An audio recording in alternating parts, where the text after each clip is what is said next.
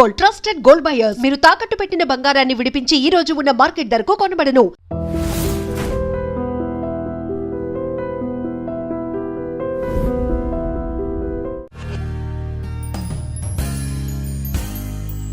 నమస్కారం అండి. ఈనాడు దిల్సే with me అంజలి ప్రోగ్రాంలో నా గెస్ట్ పేరు చెప్పబోయే ముందు ఆయన గురించి ఒక చిన్న మాట, అంటే నేను పొగడ్డం అని కాదు, కానీ ఏ రోజు ఎక్కువ చెప్పలేదు, బట్ ఈరోజు నా గెస్ట్ గురించి నేను ఒక చిన్న మాట చెప్పాలి.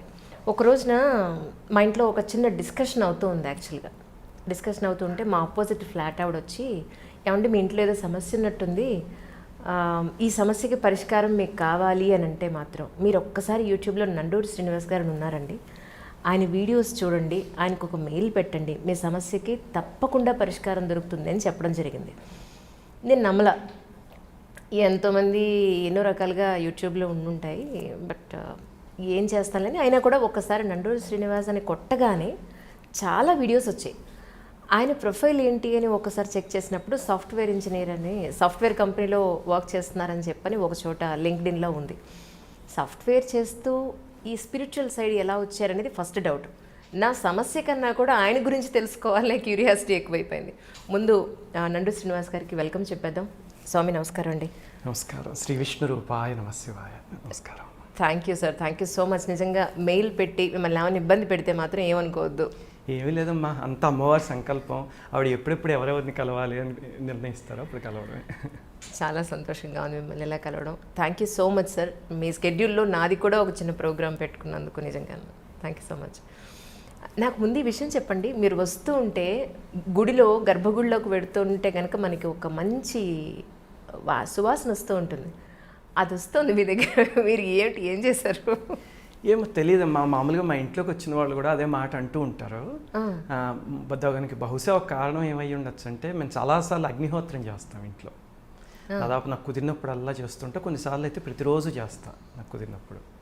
దానివల్ల అయి ఉంటుందేమో. అగ్నిహోత్రంలో వేసేవి అన్ని రకాల ఇవి ఉంటాయి కదా, వాటి వల్ల మన చుట్టూ ఉన్న ప్రకృతి చాలా పాజిటివ్గా ఇదవుతుంది, క్లెన్జింగ్ అవుతుంది. అలాగే ఆ ఇంటికి కూడా, ఆ ఇంటికి ఆ ఒంటికి కూడా ఏదో సువాసన ఉంటుంది.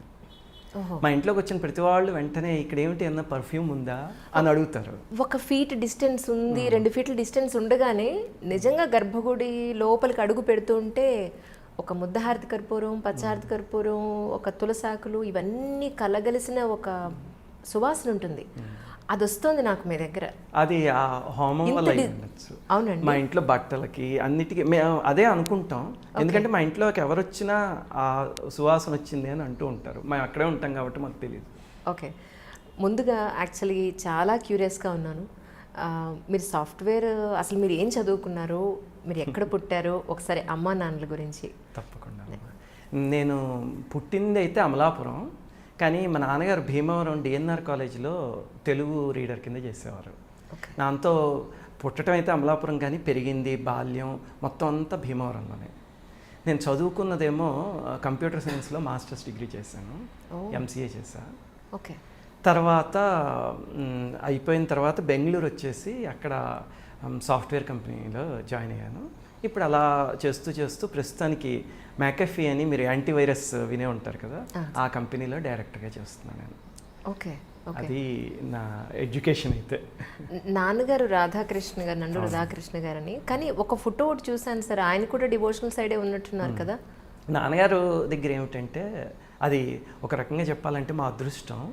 ఆయన దగ్గర 3 అంశాలు ఉండేవి జీవితంలో. ఒకటి ఏమిటంటే, ఆయన కాలేజీలో తెలుగు రీడర్ కింద చేస్తారు, అంటే దాదాపు ప్రొఫెసర్ లాగా అన్నమాట. అందువల్ల సాహిత్యం అనే కోణం ఆయనలో బాగా ఉండేది. రెండవది, ఆయనకి హోమియోపతి చాలా బాగా వచ్చు. ఓకే. అది ఎలాగా అంటే, మీరు మాస్టర్ ఈకే గారు అని ఒక మహనీయుల పేరు విని ఉంటారు, ఇక్రాల కృష్ణమాచార్య గారు అంటే. ఆయన మా నాన్నగారికి బావగారు, అంటే అక్కయ్య భర్త అనమాట, అంటే మాకు మావయ్య గారు. ఆయన మహనీయుడు, వరల్డ్ టీచర్ ట్రస్ట్ అని పెట్టి మాస్టర్ ఈకే ఆధ్యాత్మిక సేవా సంస్థ అని ప్రపంచవ్యాప్తంగా ఆధ్యాత్మికతని అందించిన మహనీయులు ఆయన. ఆయన ఇంట్లో ఉండడం వల్ల మా నాన్నగారు హోమియోపతి నేర్చుకుని ఒక ఫ్రీ హోమియోపతి సెంటర్ పెట్టి దాదాపు ఒక 40,000 మంది పేషెంట్స్కి ఆయన జీవితంలో ఉచితంగా వైద్యం చేశారు. అలా ప్రతిరోజు చేస్తూ ఉండేవారు. ఎవరి దగ్గర ఏది ఆశించేవారు కాదు. ఎవరైనా అడిగితే నాకు ఉద్యోగం ఉంది, ఇది సేవ అనేవారు, అంతే. అలాగా దాదాపు ఒక 30-40 ఇయర్స్ చేశారు ఆయన. అదే ఆయనలో ఉన్న రెండో యాంగిల్. ఇంకా మూడోది ఏమిటంటే పూజ, ఉపాసన. ఆయనకి అమ్మవారు అంటే చాలా ఇష్టం. లలితా సహస్రనామం, సౌందర్యలహరి, అసలు అమ్మవారు ఆయనకి ఎందుకో ఒక తల్లి బిడ్డ రిలేషన్లో ఉండేవారు వాళ్ళిద్దరు. అందువల్ల నాన్నగారి దగ్గర పెరగడం వల్ల ఈ మూడు అలవాటయ్యాయి. దాంతోపాటు ఆయన చదువు దగ్గర చాలా స్ట్రిక్ట్గా ఉండేవారు. అందుకే నేను యూనివర్సిటీ ర్యాంకర్ని. ఆ విషయంలో మళ్ళీ ఎక్కడ కాంప్రమైజ్ అవనిచ్చేవారు కాదు. చదవకపోతే అస్సలు ఊరుకునేవారు కాదు. దాంతోపాటు ఈ ఫౌండేషన్ని చాలా స్ట్రాంగ్గా వేశారు. అప్పట్లో నాకు అర్థమయ్యేది కాదు, ఎందుకు ఈ పూజలు చేయడం ఏమిటి, ఇవన్నీ ఏమిటి అని. కానీ ఇప్పుడు తెలుస్తుంది ఆయన అంత స్ట్రాంగ్గా వేసిన ఫౌండేషన్ మీద నేను ఇప్పుడు జస్ట్ ఇల్లు కట్టుకుంటున్నాను అంతే. ఆ ఫౌండేషన్ వేసింది ఆయన. జీవితంలో ఎన్నోసార్లు నేను తప్పుడు దారి పడుతూ ఉంటే మళ్ళీ అంటే నాలో నేను యాక్చువల్గా చదువుతో పాటు నేను పెయింటర్ని. అవునా? నేను పెయింటింగ్స్ అవి చేసేవాడిని. ఎవరైనా ఎదురుగుండా కూర్చుంటే వాళ్ళు పోర్ట్రేట్ వేసేయగలను. ఓకే. అలాగే నేను పోయెట్ని, కవిత్వం అది రాసేవాడిని. చందోబద్ధమైన కవిత్వాలు రాశాను. అలాగే నావెల్స్ చాలా రాశాను, పబ్లిష్ అయ్యి కూడా స్వాతిలోను అక్కడను. ఓకే. అయితే ఈ దారిలో వెళ్తున్నప్పుడు నాకు ఫైన్ ఆర్ట్స్ అంటే పిచ్చి. ఓకే. అసలు కళలో నన్ను నేను ముంచేసుకుని మర్చిపోయేవాడిని అంతే. ఎప్పుడు రాంగ్ ట్రాక్లోకి వెళ్తున్నా ఆయన తీసుకొచ్చి ఆ కళని ఆధ్యాత్మికతకి లింక్ చేసి నన్ను ట్రాక్లో పెట్టేవారు. అప్పట్లో నాకు ఆయన చేస్తున్న ఎఫర్ట్ ఏంటో అర్థమయ్యేది కాదు. ఇప్పుడు ఆయన లేరు, కానీ ఇప్పుడు వెనక్కి తిరిగి చూసుకుంటే తెలుస్తుంది. అందుకని ఎక్కడున్నా ఒకసారి ఆయనకి నమస్కారం.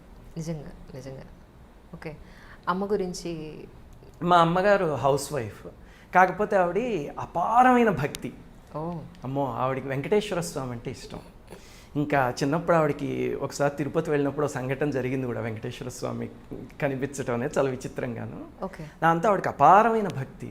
అది మా అమ్మగారి భక్తి ఎలాగంటే దానికి లాజిక్ ఉండేది కాదు, బౌండరీ ఉండేది కాదు, అపరిమితమైన భక్తి. ఇప్పుడు ఏదైనా ఒక ఉత్సవం ఏదో వస్తే 24 గంటలు నిద్రపోకుండా సేవ చేసేసుకునేవారు. అలాగే ఓ 2 రోజులు, 3వ రోజు వచ్చి అప్పుడు పడిపోయేవారు పాపం.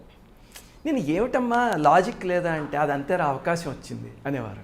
మా నాన్నగారి భక్తి అలా కాకుండా ఆయన తార్కికంగా ఉండేది. ఆయన ఏది భక్తిలో అయినా ఏదైనా తరచి చూసి దానికి రీజనింగ్ దొరికాకనే అందులోకి వెళ్ళేవారు. దాంతో ఆవిడ దగ్గర నుంచి భక్తి, ఆయన దగ్గర నుంచి తార్కికత రెండు అలవాటు అయ్యే నా అదృష్టం కొద్ది. That's so nice sir. కానీ మీరు సాఫ్ట్వేర్ చదువుకుని ఇంత ఫైన్ ఆర్ట్స్లో ఇంత ఇంట్రెస్ట్ పెట్టుకొని ప్రత్యేకంగా ఇప్పుడు ఈ భక్తి పారవస్యంలో మునిగి తేలడానికి గల కారణం ఏంటి? ఇటువైపు టర్న్ చేయడానికి గల మెయిన్ రీజన్ ఏమిటి? కారణం ఏదైనా పెద్ద కారణం? అంటే జీవితంలో చిన్నప్పటి నుంచి అయితే స్పిరిచువలిజం అనేది ఉంది. మా నాన్నగారు ఇంత చిన్నప్పుడే వేదాలు, సూక్తాలు అవన్నీ రుద్రం నాకు 5 ఏళ్ళు ఉన్నప్పుడు 6 ఏళ్ళు ఉన్నప్పుడు నేర్పిస్తారు. ఓకే. అప్పుడు నేర్పించడం ఎలాగంటే టఫెస్ట్ వే అనమాట. నేను ఆటలకి వెళ్తా అంటే కూర్చొని చదువు రుద్రం అనేవారు. ఏమొస్తుంది రుద్రం చదివితే అనిపించేది, అది ఏమొస్తుందో ఇప్పుడు అర్థమవుతుంది అనమాట. అలాగా ఆయన చేయడం మొత్తం అంతా చేశారు. నేను కూడా చిన్నప్పుడు ఆయనకి భయపడుతూనో ఆయన మీద గౌరవం మీద ఇవన్నీ చేసేవాడిని. కాలేజీ రోజులకు వచ్చేసరికి ఫ్రెండ్స్ ప్రభావం వల్ల కొంచెం క్వశ్చనింగ్ అనేది స్టార్ట్ అయింది. అది నెగిటివ్ ట్రాక్లోకి వెళ్తున్నప్పుడల్లా కొన్నిసార్లు మా నాన్నగారు, కొన్నిసార్లు భగవంతుడు దాన్ని ఏదో ఒక సంఘటన ద్వారా పాజిటివిటీలోకి తిప్పారు. ఇప్పుడు మీకు 1-2 సంఘటనలు చెప్తాను. తప్పకుండా. అలాగనే నా అదృష్టం కొద్దీ ఏమిటంటే జీవితంలో కొన్నిసార్లు కొంతమంది మహాత్ములతో అసోసియేషన్ దొరికింది నాకు. అది కూడా నా జీవితాన్ని కొన్నిసార్లు మలుపు తిప్పింది. ఇప్పుడు చూడండి, ఉదాహరణకి నేను భీమవరంలో చదువుకుంటున్నప్పుడు పక్కనే తణుకు ఉంది కదా, తణుకు దగ్గర చివటం అని ఒక ఊరు ఉంది. తణుకు బస్ స్టాండ్ నుంచి 2-3 కిలోమీటర్స్ దూరం ఉంటుంది. అక్కడ ఒకప్పుడు చివటం అమ్మగారని ఒక అవధూత ఆవిడ ఉండేవారు. ఆవిడ చాలా గొప్ప, ఆవిడ మహామహిమాన్వితురాలు. అలాగనే దత్తాత్రేయ సాంప్రదాయానికి చెందిన ఆవిడ, దత్తాత్రేయ స్వామి అంశం ఉన్న మహనీయురాలు. ఇప్పుడు ఆవిడ సమాధి ఉంది అక్కడ. చిన్నప్పుడు ఆవిడ ప్రసాదం పెడితే మా అమ్మగారికి అప్పుడు నేను కడుపున పడ్డా అంట. అది నా అదృష్టం. అంటే మా అమ్మగారికి మా అన్నయ్య పుట్టాక తర్వాత నాకు ఒక అక్క పుట్టి, ఆ అమ్మాయికి చాలా చిన్న వయసులోనే వెళ్ళిపోయింది పాపం. దాంతో మా అమ్మగారు చాలా బాధపడిపోయేవారు. ఎందుకంటే మా ఇంట్లో ఆడపిల్లలంటే ప్రాణం, అమ్మవారిని పూజిస్తారు కదా. దాంతో ఆడపిల్ల పుట్టింది అంటే అమ్మవారు పుట్టారు అని. దాంతో ఆ అమ్మాయి వెళ్ళిపోయేసరికి పాపం చాలా తల్లడిల్లిపోయారు మా అమ్మగారు. మా నాన్నగారు అలా కదా, ఆయన చాలా భగవద్గీతకి ఫిజికల్ ఫామ్, స్థితప్రజ్ఞులు అలా ఉండేవారు. ఆయనకి లోపల ఏముండేదో తెలియదు, కానీ ఎప్పుడు అసలు చదరడం అనేది ఇంత ఉండేది కదా ఆయన జీవితంలో. అయితే ఇలా బాధపడిపోయినప్పుడు అమ్మ బాధపడుతోందని చెప్పి తీర్థయాత్రలు చేసి వద్దాం పదా అని తీసుకువెళ్ళి మొట్టమొదట జిల్లేళ్ళ మూడి అని గుంటూరు దగ్గర బాపట్ల దగ్గర ఒక ప్లేస్ ఉంది. జిల్లెల ముళ్ళమ్మ. ఎగ్జాక్ట్లీ. ఆ జిల్లేళ్ళ మూడి అమ్మగారి దగ్గరికి తీసుకువెళ్ళారు. తీసుకెళ్తే ఆవిడ కూడా చూసి ఆశీర్వదించి నువ్వేం బాధపడకమ్మా, నీకు మళ్ళీ పిల్లలు పుడతారు అని చెప్పారు. చెప్తే మా అమ్మగారు వెంటనే ఆడపిల్ల పుడుతుందా మగపిల్ల పుడుతుందా అమ్మ అని అడిగారు. ఎందుకంటే మా వాళ్ళకి ఆడపిల్ల అంటే ఇంకా ప్రాణం అన్నమాట, అమ్మవారు అని. అయితే ఈసారి నన్ను తీసుకెళ్ళండి మీ ఇంటికి. తప్పకుండా. చాలా సంతోషం, అమ్మవారు వచ్చినట్టే భావిస్తాము. తప్పకుండా. దాంతో అడిగేసరికి అంటే ఆ చొరవతో అడిగారు అనమాట. అప్పుడు అమ్మ నవ్వి ఎవరు పుడతారో అమ్మ చెప్తుందిలే మీకు అని చెప్పి పంపించేశారట. అమ్మ చెప్తుందంటే ఎవరు చెప్తారా, అమ్మవారు చెప్తారా, ఎలా వచ్చి చెప్తారా, ఎవరైనా కనిపిస్తారా అని మా అమ్మగారు షీ స్టార్టెడ్ థింకింగ్ అనమాట. తర్వాత అక్కడి నుంచి వస్తూ వస్తూ తణుకు దగ్గరికి వచ్చి చివటం అమ్మగారి దగ్గరికి వచ్చారు. అప్పుడు చివటం అమ్మగారు శరీరంతో ఉన్నారు. ఉన్నప్పుడు ఆవిడ ఏం చేసేవారంటే ఆవిడ దిగంబరంగా ఉండేవారు. చివటం అమ్మగారు ఉండే అసలు అమ్మో ఆవిడ మహనీయురాలు. ఆవిడ గురించి నేను ఒక వీడియో చేస్తా చూడండి, అసలు మతిపోతుంది. తణుకులో ఒక్కసారి ఎప్పుడు వెళ్ళినా ఆ ప్రదేశానికి వెళ్ళి తీరాల్సిన ప్రదేశం తణుకులో. అసలు అదొక ఆవిడ సమాధి ఒక స్వర్గం లాంటి ప్రదేశం అంతే, చాలా గొప్పగా ఉంటుంది. దాంతో ఆవిడ మా అమ్మగారిని పిలిచి కూర్చోబెట్టి ఆవిడ దగ్గర ఒక మొంత ఉండేది, అందులో ప్రసాదం కలిపేవారు అనమాట. ఆవిడ తినేవారు. తిని ఒక ముద్ద పెట్టి నువ్వు దేనికి బాధపడుతున్నావో నాకు తెలుసు, నువ్వు బాధపడకు, నీకు ఒక అబ్బాయి పుడతాడులే అని చెప్పాడు. ఈవిడ కావాల్సిన అమ్మాయి. దాంతో ఈవిడి అమ్మాయి పుట్టదమ్మా అని అడిగారు.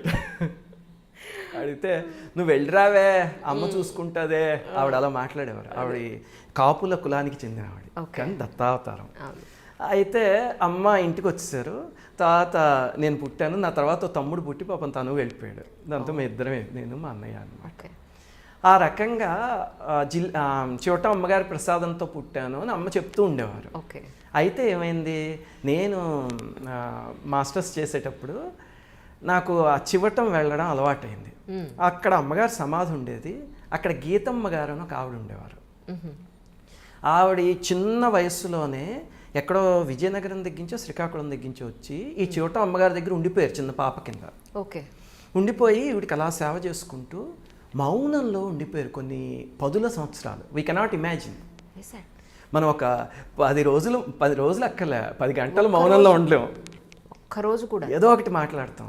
ఆవిడ అలా సంవత్సరాల తరబడి మౌనంలో ఉండిపోయారు. ఆ గీతమ్మ గారు అనే ఆవిడ. చివటం అమ్మగారు సమాధి అయిపోయిన తర్వాత ఆ గీతమ్మ గారే అక్కడ ఉండేవారు అనమాట. నాకు బాగా ఆత్మీయులైన వాళ్ళు ఒకళ్ళు ఒకరోజు తీసుకువెళ్ళారు నన్ను, గీతమ్మ గారి దగ్గరికి వెళ్దాము అని. వెళ్ళడం ఎందుకో ఆవిడ నా పైన పుత్రవాత్సల్యం చూపించారు, నాకు ఎందుకో అమ్మ అనిపించేది. దాంతో బాగా అసోసియేట్ అయిపోయి ఎప్పుడైనా ఖాళీ దొరికితే చివటం వెళ్ళడం, ఆ గీతమ్మ గారి దగ్గర కూర్చోవటం. ఆవిడేం మాట్లాడేవారు కాదు, ఆవిడ మెడిటేట్ చేసుకుంటూ ఉండేవారు. అక్కడ కూర్చుంటే ఏమైనా క్వశ్చన్స్ అడుగుదామని వెళ్ళాను నేను. ఫస్ట్ కళ్ళు మూసుకు కూర్చుంటే ఆ క్వశ్చన్ ఆన్సర్ అయిపోయాయి మనకేమో, అడగక్కలేకుండా. దాన్నే దక్షిణామూర్తి తత్వం అంటారు. మౌనో వ్యాఖ్య ప్రకటిత పరబ్రహ్మ తత్వం యువానం అని. దక్షిణామూర్తి ఎప్పుడు మౌనంగా ఉంటారట, కానీ అక్కడ కూర్చుంటే మనం ఏది అడగదలుచుకున్నామో దానికి సమాధానం మనకే తోస్తుంది అని దక్షిణామూర్తి తత్వంలో చెప్తారు. అలాగా మరి ఆవిడ ఆ తత్వం ఏమో అలాగా అయ్యేదన్నమాట. చివరికి ఒకసారి 1998లో అక్టోబర్ నెలలో ఒకసారి అమ్మగారి దగ్గరికి వెళ్ళి ఆ రోజు నేను వచ్చేబోతుంటే ఆవిడైనా మాట్లాడదలుచుకుంటే కాగితం మీద రాసి ఇచ్చేవారు. ఒక కాగితం మీద నువ్వు వెళ్ళకి ఈరోజు కూర్చో ఇక్కడే అన్నారు అని అలా రాత్రి దాకా కూర్చోబెట్టి ప్రసాదం అన్నీ పెట్టి అంతా అయిపోయాక జీవితంలో నువ్వు వెళ్ళాలనుకుంటే ఎక్కడికైనా వెళ్ళొచ్చు, కానీ ఇక్కడికే వచ్చావు అంటే అది అమ్మ సంకల్పం, నీకు ఏ కష్టం వచ్చినా సరే ఈ అమ్మ ఉందని మర్చిపోకు అని రాశారు. దాంతో నాకు ఇదేదో సెండ్ ఆఫ్ మెసేజ్లో ఉంది కదా చూడ్డానికి. ఎందుకమ్మా ఇలా రాస్తున్నారు అని అడిగా. మనం అడగచ్చు అనమాట. ఆవిడ ఆన్సర్ చేయదలుచుకుంటే పేపర్ మీద రాసి చేస్తారు. దాంతో నువ్వు ఇంక ఇక్కడికి రావు, నువ్వు వేరే ఎక్కడికో వెళ్ళిపోతావు, కానీ నువ్వేం బాధపడకు, నీకు ఎక్కడ కావాలన్నా నేను కనిపిస్తాలే అన్నారు. నాకు అర్థం కాలే అసలు ఆ థీరీ ఏమిటో. ఆ వయస్సులో నేను ఇలాంటివన్నీ ఐ వాజ్ నెవర్ బిలీవింగ్ అనమాట. ఊరికే నాకు ప్రశాంతత దొరుకుతుందని వెళ్ళేవాడిని.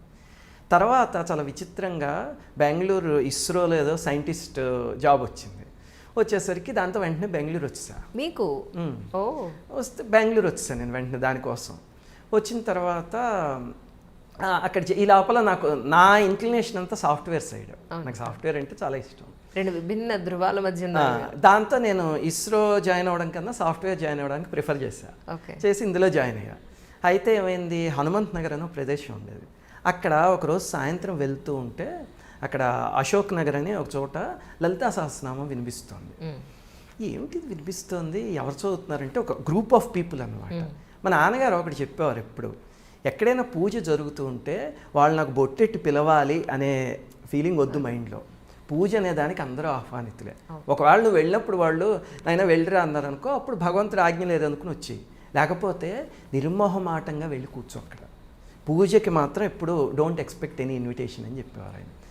అంతా వెళ్ళి కూర్చున్నా. అక్కడ కూర్చునేసరికి అక్కడ ఒక అమ్మవారు ఒక ఆవిడ కూర్చుని ఉన్నారు, ఒక యోగిని. అంతా అయిపోయిన తర్వాత ఆవిడకి నమస్కారం చేస్తున్నారు అందరూ. సరే ఎవరో గొప్ప ఆవిడేమో అని నేను కూడా వెళ్ళి నమస్కారం చేయబోతుంటే ఆవిడ, ప్రపంచంలో ఎక్కడికైనా వెళ్ళొచ్చు, ఇక్కడికే వచ్చావంటే అది అమ్మ నిర్ణయము అన్నారు.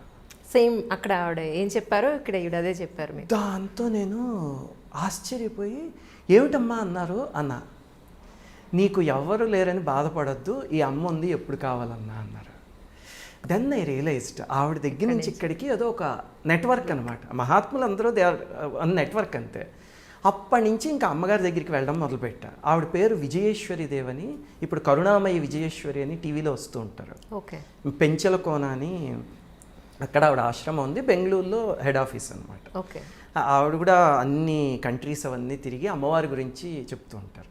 అయితే చూడండి, ఇప్పుడు మీకు ఈ ఉపోద్ఘాతం అంతా చెప్పడం ఎందుకంటే, నా జీవితంలో కొన్ని సంఘటనలకి వాళ్ళు నా ప్రమేయం లేకుండానే నన్ను ఎలా ప్రభావితం చేశారండి. 2001లో నాకు వివాహం కుదిరేసరికి ఫిబ్రవరిలో పెళ్ళి అనమాట. దాంతో వెంటనే నాన్నగారు వాళ్ళు కార్డ్స్ అవి వేయించి పంపించి మా నాన్నగారు ఫస్ట్ అన్నారు, వెళ్ళి అమ్మగారికి ఇచ్చి ఆవిడకి నమస్కారం చేసి ఆవిడ అనుమతి తీసుకుని అప్పుడు రా వచ్చేటప్పుడు. ఇంకెంత మ్యారేజ్ 5 days ఉందనుకుంటా. అప్పుడు ఓ రోజు బైక్ వేసుకు వెళ్ళి అక్కడికి వెళ్ళి అమ్మగారికి కార్డు ఇచ్చి, అమ్మ ఇదిగో నా పెళ్ళి కుదిరింది, నమస్కారం అన్నాను. అనేసరికి బాగుంది నాయన అన్నారు. అంటే మీ అనుమతి తీసుకుందామని వచ్చాను అన్నా. అనుమతి తీసుకుందామని వచ్చావా, ఇన్ఫార్మ్ చేయడానికి వచ్చావా అని అడిగారు. ఇన్ఫార్మ్ చేయడానికి సటిల్ డిఫరెన్స్ అంతే కదా. అంతే డిఫరెంట్. అంటే నేను ఆలోచించి అమ్మ అనుమతి తీసుకోవడానికి వచ్చాను అన్నా. నేనేమో ఆవిడ అనుమతి తీసుకుని సెటిల్ అయిపోయిన తర్వాత అనుమతి అంటే అది ఆత్మవంచన. అదే అదే. దాంతో వెంటనే ఆవిడ అన్నారు, ఓహో అనుమతి తీసుకోవడానికి రావడం అంటే నేనేం చెప్తే అది చేస్తావు కదా అన్నారు. అంటే అవునమ్మా చేస్తా అన్నాను. ఊరికే క్యాజువల్గా అడుగుతున్నారేమో అనుకున్నాను. అయితే పెళ్లి చేసుకోక మానేయి అన్నారు. ఓకే. ఐ వాజ్ షాక్డ్, ఏమిటి ఇలా అంటున్నారు అని. ఏమమ్మా అన్న, నువ్వు ఈ పెళ్లి చేసుకోకుండా ఉంటే నీకు మళ్ళీ నవంబర్లోనే ఇంకొక వివాహం అవుతుంది. ఆ అమ్మాయి నీకు ఆధ్యాత్మిక జీవితంలో ఉపయోగపడుతుంది, అది అమ్మవారి నిర్ణయం, అందుకని పెళ్లి చేసుకోకు అన్నారు. ఓకే. నాకు అర్థం కాలే. వెంటనే నేను లాజిక్ మాట్లాడడం మొదలెట్టా. అమ్మ అక్కడ ఆడపిల్ల జీవితం 5 రోజుల్లో పెళ్ళి ఉంది, కార్డులు ప్రింట్ చేస్తాను, అందుకే నేను ముందు అడిగాను, నాకు చెప్పడానికి వచ్చావా అనుమతి తీసుకోవడానికి వచ్చావా అని అన్నారు. అయ్యయ్యో, అంతే కదా. ఫైనల్గా ఏం చేశారో చెప్పండి, తట్టుకోలేకపోతున్నాను. దాంతో నాకు అర్థం కాలే. సర్లే అని ఆవిడకి నమస్కారం పెట్టేసి వచ్చేసాను. అమ్మ కూడా ఇంకేం మాట్లాడలే. అప్పటిదాకా అమ్మ దగ్గరికి అస్తమానం వెళ్ళేవాడిని నేను, విజయేశ్వరి దేవి దగ్గరికి. దాంతో బయటకు వచ్చి, ఇది ఎప్పుడు 2001లో జరిగిన సంఘటన. వస్తూ వెంటనే దారిలో ఆగి ఎస్టీడీ బూత్ నుంచి మా నాన్నగారికి ఫోన్ చేశా. నాన్నగారు అమ్మగారి దగ్గరికి వెళ్ళానండి ఫస్ట్ కార్డు ఇవ్వడానికి, అమ్మగారు ఇలా అన్నారు, ఏం చేయాలి అని. ఇదేంటో చాలా విచిత్రంగా ఉంది, అసలు ఏం చేద్దాం ఇప్పుడు అని మా నాన్నగారికి అర్థం కాలే. వెంటనే మా నాన్నగారు అన్నారు, ఆవిడ యోగిని, ఆవిడ మాట అంటే వేదవాక్కు, కానీ న్యాయంగా చూస్తే కనుక పక్కన ఉన్నది ఆడపిల్ల. అందుకని మన ఆడపిల్లకి తప్పు చేస్తే అమ్మవారు మెచ్చరు, అమ్మవారు అంటే జగదీశ్వరి. దాంతో ఇది ఏమి చేయలేని ధర్మ సంకటం, ఇది ఓ పని చేద్దాం, లలితాదేవికి వదిలేద్దాం. మా నాన్నగారు లలితా సహస్రనామమే చేసేవారు. ఇప్పుడు నీ కార్డుని నేను భీమవరంలో అమ్మవారి పాదాల దగ్గర పెట్టి ఒకసారి లలితా సహస్రనామం చదివి నువ్వు చెప్పిన వర్షన్ అంతా ఆవిడ చెప్పుకుంటా, అమ్మవారు ఏం చేస్తే చేద్దాము, నువ్వు మాత్రం రేపు పొద్దున బయలుదేరిపోతున్నావు కదా, రేపు పొద్దున యాజ్ ఇట్ ఈస్గా బయలుదేరిపో, తర్వాత అమ్మవారి ఇష్టం అన్నారు. సరే అని చెప్పి ఆయన లలితా సహస్రనామం చేసుకున్నారు. ఆయన జీవితం అంతా ఎప్పుడు అలాగే ఉండేది, ఆయన ఇంకెందులోకి కర్తృత్వం ఉండేది కదా ఆయనకి. అయిపోయింది. పక్క రోజు పొద్దున్నే నేను బయలుదేరాలి, ఫోన్ చేసి నాన్నగారు బయలుదేరుతున్నాను అన్నాను. ఒరే నేనే చేద్దాం అనుకుంటున్నాను, బయలుదేరకు, పెళ్ళి ఆగిపోయింది అన్నారు. ఎలా అయిపోయిందండి అన్న. ఏమో ఆడపిల్ల వాళ్ళు ఫోన్ చేసి మా ఇంట్లో ఏదో చిన్న అశుభం జరిగింది, అందుకని మాకు ఈ వివాహం వద్దు అనుకుంటున్నాం అని మానేసాము. అనేసరికి నేను వెంటనే ఇది చాలా అన్యాయం అండి, ఏమిటా ఒరే అక్కడ అమ్మవారు నీకు ఏది కావాలో అది చేశారా, అందులో ఇంక నీకేం కావాల్సింది ఆలోచించు నువ్వు. మనం ఏమి చేయలేదు, లలితా సహస్రనామం అని చెప్పి వదిలేసాము. వాళ్ళంతటా వాళ్ళు అడిగారు కాబట్టి మన తప్పేమీ లేదు. లేకపోతే నాకు ఆ గిల్టీ కాన్షియస్ ఉండేదేమో ఆడపిల్ల జీవితం అవతల పక్కని. ఎందుకంటే మగవాడి జీవితం ఎలాగైనా పర్లే, ఆడపిల్ల జీవితం సెన్సిటివ్ లైఫ్. అందుకని అమ్మవారే నిర్ణయించారు అది. సరే వాళ్ళంతటా వాళ్ళు వద్దన్నారు కదా, నేను కారణం కూడా అడగదలుచుకోలే, వదిలే హాయిగాను అన్నారు. అంతే వదిలేసాం. చివరికి ఏమైంది, అప్పుడు నేను ఆలోచించేవాడిని. నాకు అప్పుడు ఆధ్యాత్మికత కానీ ఏమీ లేవు, రోజు ఇంట్లో కూర్చొని పూజ చేసుకునేవాడిని అంతే. అంటే సార్ ఇక్కడ నాకు ఒక చిన్నది, మీరు కంటిన్యూ చేద్దరు. చెప్పండి. ఇప్పుడు అది మీకు ఏది కావాలో అక్కడ జరిగింది, అది నాన్నగారి నియమనిష్టలతో జరిగిందంటారా, లేకపోతే నాన్నగారి ప్లేస్లో ఎవరున్నా పఠనం చేయడం వల్ల జరిగిందంటారా? నాకైతే ఏమనిపిస్తుంది అంటే అమ్మ, ఆ రోజు ఆ జరిగిన సంఘటన అమ్మవారు ఎందుకో నా మంచికి చేశారు. అది ఎందుకు జరిగిందో ఇప్పుడు చెప్తాను నేను. కానీ అమ్మవారి దృష్టి నా మీద పడ్డానికి మాత్రం ఛానల్ మా నాన్నగారు. ఎందుకంటే నాకు అమ్మవారి దృష్టిని నా మీద పడేయించుకునే అంత శక్తి కానీ అంతటి ఉపాసన కానీ ఏమీ అప్పట్లో లేవు. ఏదో చేసేవాడిని మొక్కుబడిగా పూజ. మా నాన్నగారి మొర విని అమ్మవారు ఆలకించారేమో, నా అంతా అలా చేశారు. అది నా మంచికని ఇప్పుడు అర్థమవుతుంది నాకు. అప్పుడు నేను అనుకునేవాడిని, ఏమిటి నాకు ఆధ్యాత్మికత ఏమిటి, నేను హాయిగా సాఫ్ట్వేర్ ఇంజనీర్ని లైఫ్లోను, ఇంకా అందులోనే నా పాత నాకు ఏదో కంపెనీ పెట్టాలని అవన్నీ ఉండేవన్నమాట. దాంతో ఏమిటనుకున్నా, ఇప్పుడు చూస్తే ఇన్ని సంవత్సరాల తర్వాత నేను స్పిరిచువల్ పాత్రలోకి వచ్చినప్పుడు నా భార్య చేసే కోఆపరేషన్ నాకు నేను మాటల్లో చెప్పలేను అసలు. ఇప్పుడు మీకు సాఫ్ట్వేర్ జీవితం తెలుసు కదా, ఒక రోజుకి నేను 16 to 18 గంటలు పనిచేయాల్సి వస్తుంది సామాన్యంగా. మాకు అంటే 4 జియోస్లో టీమ్స్ ఉంటాయి, అర్జెంటీనాలో, యూకేలో, యూఎస్లో, ఇండియాలో. అందరితోనూ మాట్లాడుతూ అన్నీ చేస్తూ ఉంటే అన్ని టైం జోన్లోనూ మాకు 16 గంటలు సరిపోతుంది. ఇంకా నాకు టైం దొరికేది ఎప్పుడు అంటే రోజు పొద్దున్న ఏదో 5ంటికి లేస్తే అక్కడి నుంచి 8ంటికి కాల్స్ మొదలయ్యేలోపు 3 గంటలు నా అనుష్ఠానానికో లేకపోతే నా యోగాకో ఎక్సర్సైజ్కో దానికి దొరుకుతుంది. మళ్ళీ ఆదివారం శనివారం దొరుకుతుంది అంతే.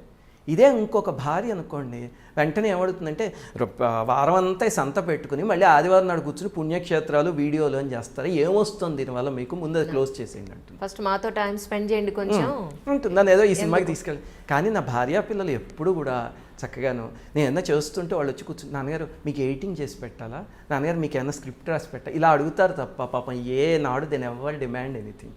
వాళ్ళని నాకు ఎప్పుడో సినిమాలకి తీసుకెళ్ళడానికి కూడా, అప్పుడు ఎప్పుడో సావిత్రి గారి మీద ఏదో సినిమా వచ్చింది, దాని పేరు ఏదో ఉండాలి, అప్పుడు తీసుకెళ్ళి ఆ సినిమాకి ఎప్పుడో 2-3 ఏళ్ళు అయ్యి ఉంటుందేమో. నేను తీసుకెళ్ళడానికి కూడా నాకు కుదరదు. పాపం వాళ్ళు ఏం అడగరు, నేను ఏం చేస్తుంటే ఆ పనిలోనే వాళ్ళు ఆనందం పొందుతారు అంతే. అలాంటి కుటుంబం నాకు రావడానికి కారణం ఆ రోజు విజయేశ్వరి దేవి.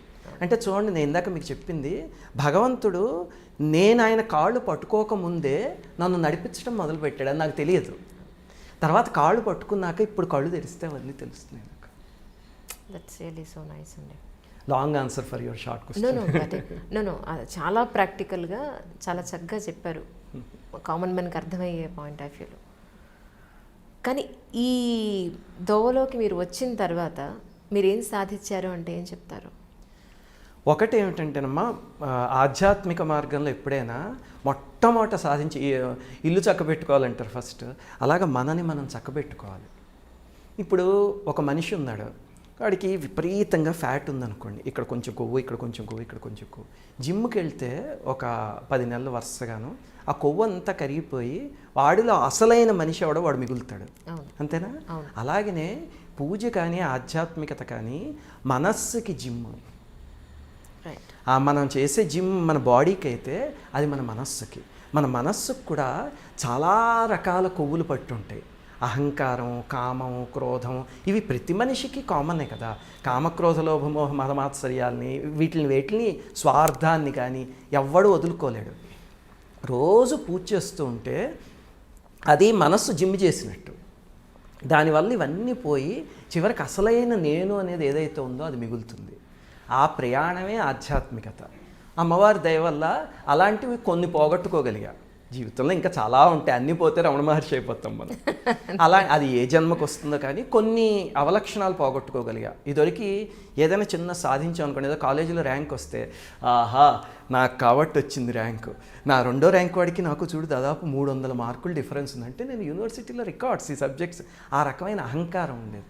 ఇప్పుడు ఏది సాధించడానికి నేనే వాడిని వెనకాల ఉండి చేస్తుంది అమ్మవారు. నేను జస్ట్ ఒక మౌత్ పీస్ అంతే. ఇప్పుడు మైక్ ఉంది, ఈ మైక్కి వెనకాల కరెంట్ లేదనుకోండి, ఇది డమ్మీ. మాట్లాడేది అమ్మవారు, నేను ఉత్తి మౌత్ పీస్ని అన్నది ఆ స్పృహ వస్తుంది మెల్లిగా. అలాగా నాలో కొన్ని దుర్గుణాలు పోయాయి. అలాగే నేను చేయదలుచుకున్నవి కొన్ని ఉన్నాయి. అంటే ఇప్పుడు మీరు చూస్తే ఒక లాస్ట్ 50-60 ఇయర్స్ నుంచి సనాతన ధర్మం అనేది బాగా లుప్తం అయిపోయింది. బ్రిటిష్ వాళ్ళ పాలన అయ్యాక మనం స్వాతంత్రం సాధించుకోగలిగాం, కానీ సనాతన ధర్మం నుంచి దూరం అయిపోయాం. దాంతోపాటు ఎన్నో జాడ్యాలు వచ్చేసాయి. ఇప్పుడు కులం అనేది ఒకటి వచ్చింది విపరీతంగా. చూడండి పాపం కొన్ని సంవత్సరాల క్రితం అయితే ఇప్పుడు లేదు, కానీ అంటరానితనం అనేది ఉండి గుళ్ళల్లోకి రానిచ్చేవారు కాదు కొన్ని కులాల వాళ్ళని. ఇప్పటికి కూడా కొన్ని చోట్ల ఉంది. నా ఛానల్లో కొంతమంది కామెంట్స్ పెడుతుంటే నాకు కళ్ళమంటి నీళ్ళు వస్తాయి.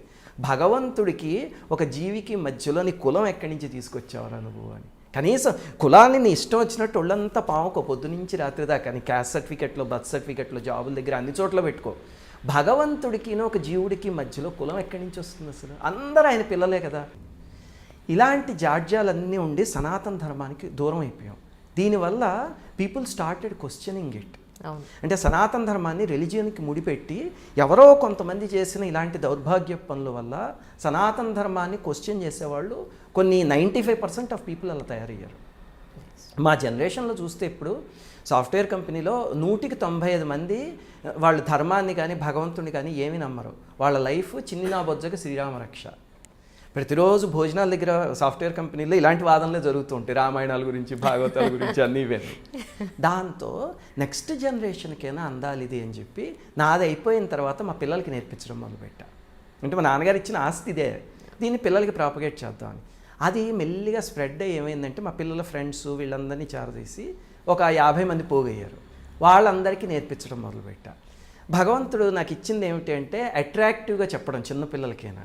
దాంతో personality development through Puranic stories అని ఒక ఇన్సెంటివ్ అనమాట. కథలు చెప్తూ దాని ద్వారా పర్సనాలిటీ డెవలప్మెంట్, దాని ద్వారా సైన్స్, అలాగే వేదాలు, స్తోత్రాలు అవన్నీ నేర్పించడం మొదలు పెడితే అలా ఇప్పటికి చాలా గ్రూప్స్ ఆఫ్ చిల్డ్రన్కి నేర్పించాను.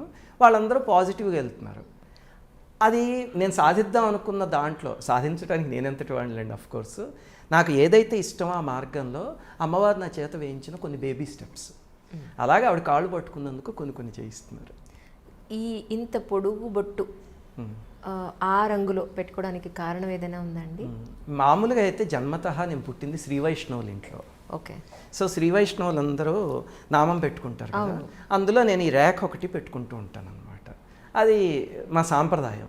కాకపోతే దాంతోపాటు నేను శివుణ్ణి, అమ్మవారిని, గణపతిని, సూర్యుడిని అందరినీ, ఏ మహాత్ముడైతే వాళ్ళని అందరినీ సమానంగా పూజిస్తాను. అంతేకాని వైష్ణవుడు కాబట్టి విష్ణువు ఒక్కళ్ళనే పూజించి మిగతా వాళ్ళని నిరసించి ఆ రకమైన అమ్మవారు ఆ రకమైన బుద్ధి ఇవ్వలేదు. సంతోషం.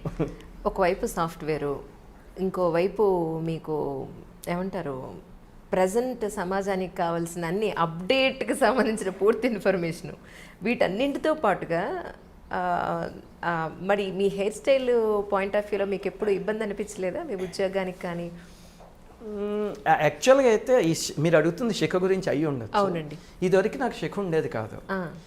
మా నాన్నగారు 2017 ఆగస్టులో వెళ్ళిపోయారు. నాన్నగారు వెళ్ళిపోయినప్పుడు శిరోముండం అన్ని చేసి చిన్న శిఖ పెడతారు కదా దశదిన కర్మ చేయడానికి. ఆ శిఖ అయ్యాక 10 రోజులు అయ్యాక సామాన్యంగా ఎవరైనా తీయించేసుకుంటారు, ఎందుకంటే అది పెట్టుకెళ్ళాలంటే ఆఫీస్కి నామోషిగా ఉంటుంది కదా. నాకెందుకో అది నాన్నగారికి గుర్తుగా ఉంచేసుకుందాము అని అనిపించింది. యాక్చువల్గా మన పురాణాల్లో, శాస్త్రంలో శిఖకి, ఈ చెవిపోగులకి చాలా ఇంపార్టెన్స్ ఉంది. అవునండి. నా ఉపనయనం అప్పుడు ఇవి 2 పెట్టినా నేను తీయించేసుకున్నా. ఆ తర్వాత నాకు ఎందుకో ఉంచుకోవాలనిపించి అలా ఉంచేసుకున్నా. దానివల్ల నాకు లైఫ్లో చాలా బెనిఫిట్ కనిపించింది. అదేమిటో చెప్తాను మీకు. ఇంకా అప్పటి నుంచి ఇది మా నాన్నగారికి గుర్తు అనమాట. నాకు ఎందుకో మా నాన్నగారు ఇక్కడ ఉన్నారు అనిపిస్తూ ఉంటుంది. అప్పటి నుంచి అలా ఉంచేసుకున్నాను. సరే, ఇప్పుడు ఇంతకీ చెవి పోగులు రెండు ఎందుకు ఉంచేస్తారు అది చెప్పండి మాకు. మామూలుగా మన శాస్త్రంలో రాసేది ఏమిటంటే, ఇప్పుడు మన పెద్దవాళ్ళు చెప్పినవి ఏవైనా సరే you have to do this అని చెప్పేస్తారు. అవును. దాని వెనకాల సైన్స్ ఏముంది అనేది మనం తెలుసుకోకపోయినా అది పనిచేస్తుంది, తెలుసుకుంటే మనకు సంతోషం కలుగుతుంది. ఇప్పుడు స్త్రీకి గాజులు వేసుకోవాలన్నా, పురుషుడికి చెవిపోగులు పెట్టుకోవాలి, లేకపోతే ఆడవాళ్ళకి చెవిపోగులు పెట్టుకోవాలన్నా దేనికైనా కారణం ఏమిటంటే ఇవన్నీ మన ఒంట్లో ఆక్యుప్రెషర్ పాయింట్స్. ఓకే. ఇప్పుడు సీమంతం జరుగుతుంది ఆడవాళ్ళకి, అప్పుడు చూడండి ఇక్కడి నుంచి ఇక్కడ దాకా గాజులు వేసేసి ఒక డెలివరీ అయ్యేదాకా తీయకూడదు అని చెప్తారు. ఎందుకు తీయకూడదు? అసలు చాలా ఇబ్బందికరంగా అలా మోగుతూ ఉంటాయి కదా. ఇదివరకు నేను ఇలాంటి క్వశ్చన్ చేసేవాడిని, ఇది ఎక్కడ సాంప్రదాయం అండి, ఆడదానికి ఇబ్బంది కలిగించే సాంప్రదాయం కింద పెట్టారు అని. తెలుసుకున్న తర్వాత తోలనాడడానికైతే తెలుసుకోకలే, అజ్ఞానం చాలు, తెలుసుకోవాలంటే జ్ఞానం కావాలి. అప్పుడు అర్థమైంది. ఇక్కడ నీగన్ P6 అని ఒక ఆక్యుప్రెషర్ పాయింట్ ఉంటుంది. ఆ నీగన్ P6 పాయింట్ మీద ప్రెషర్ అప్లై అయితే కనుక ఈ గర్భసంచి ఉంటుంది కదా, యుట్రస్, దానికి మంచిది. అంటే ఈ పాయింట్ దీని మీద ప్రభావం చూపిస్తుంది.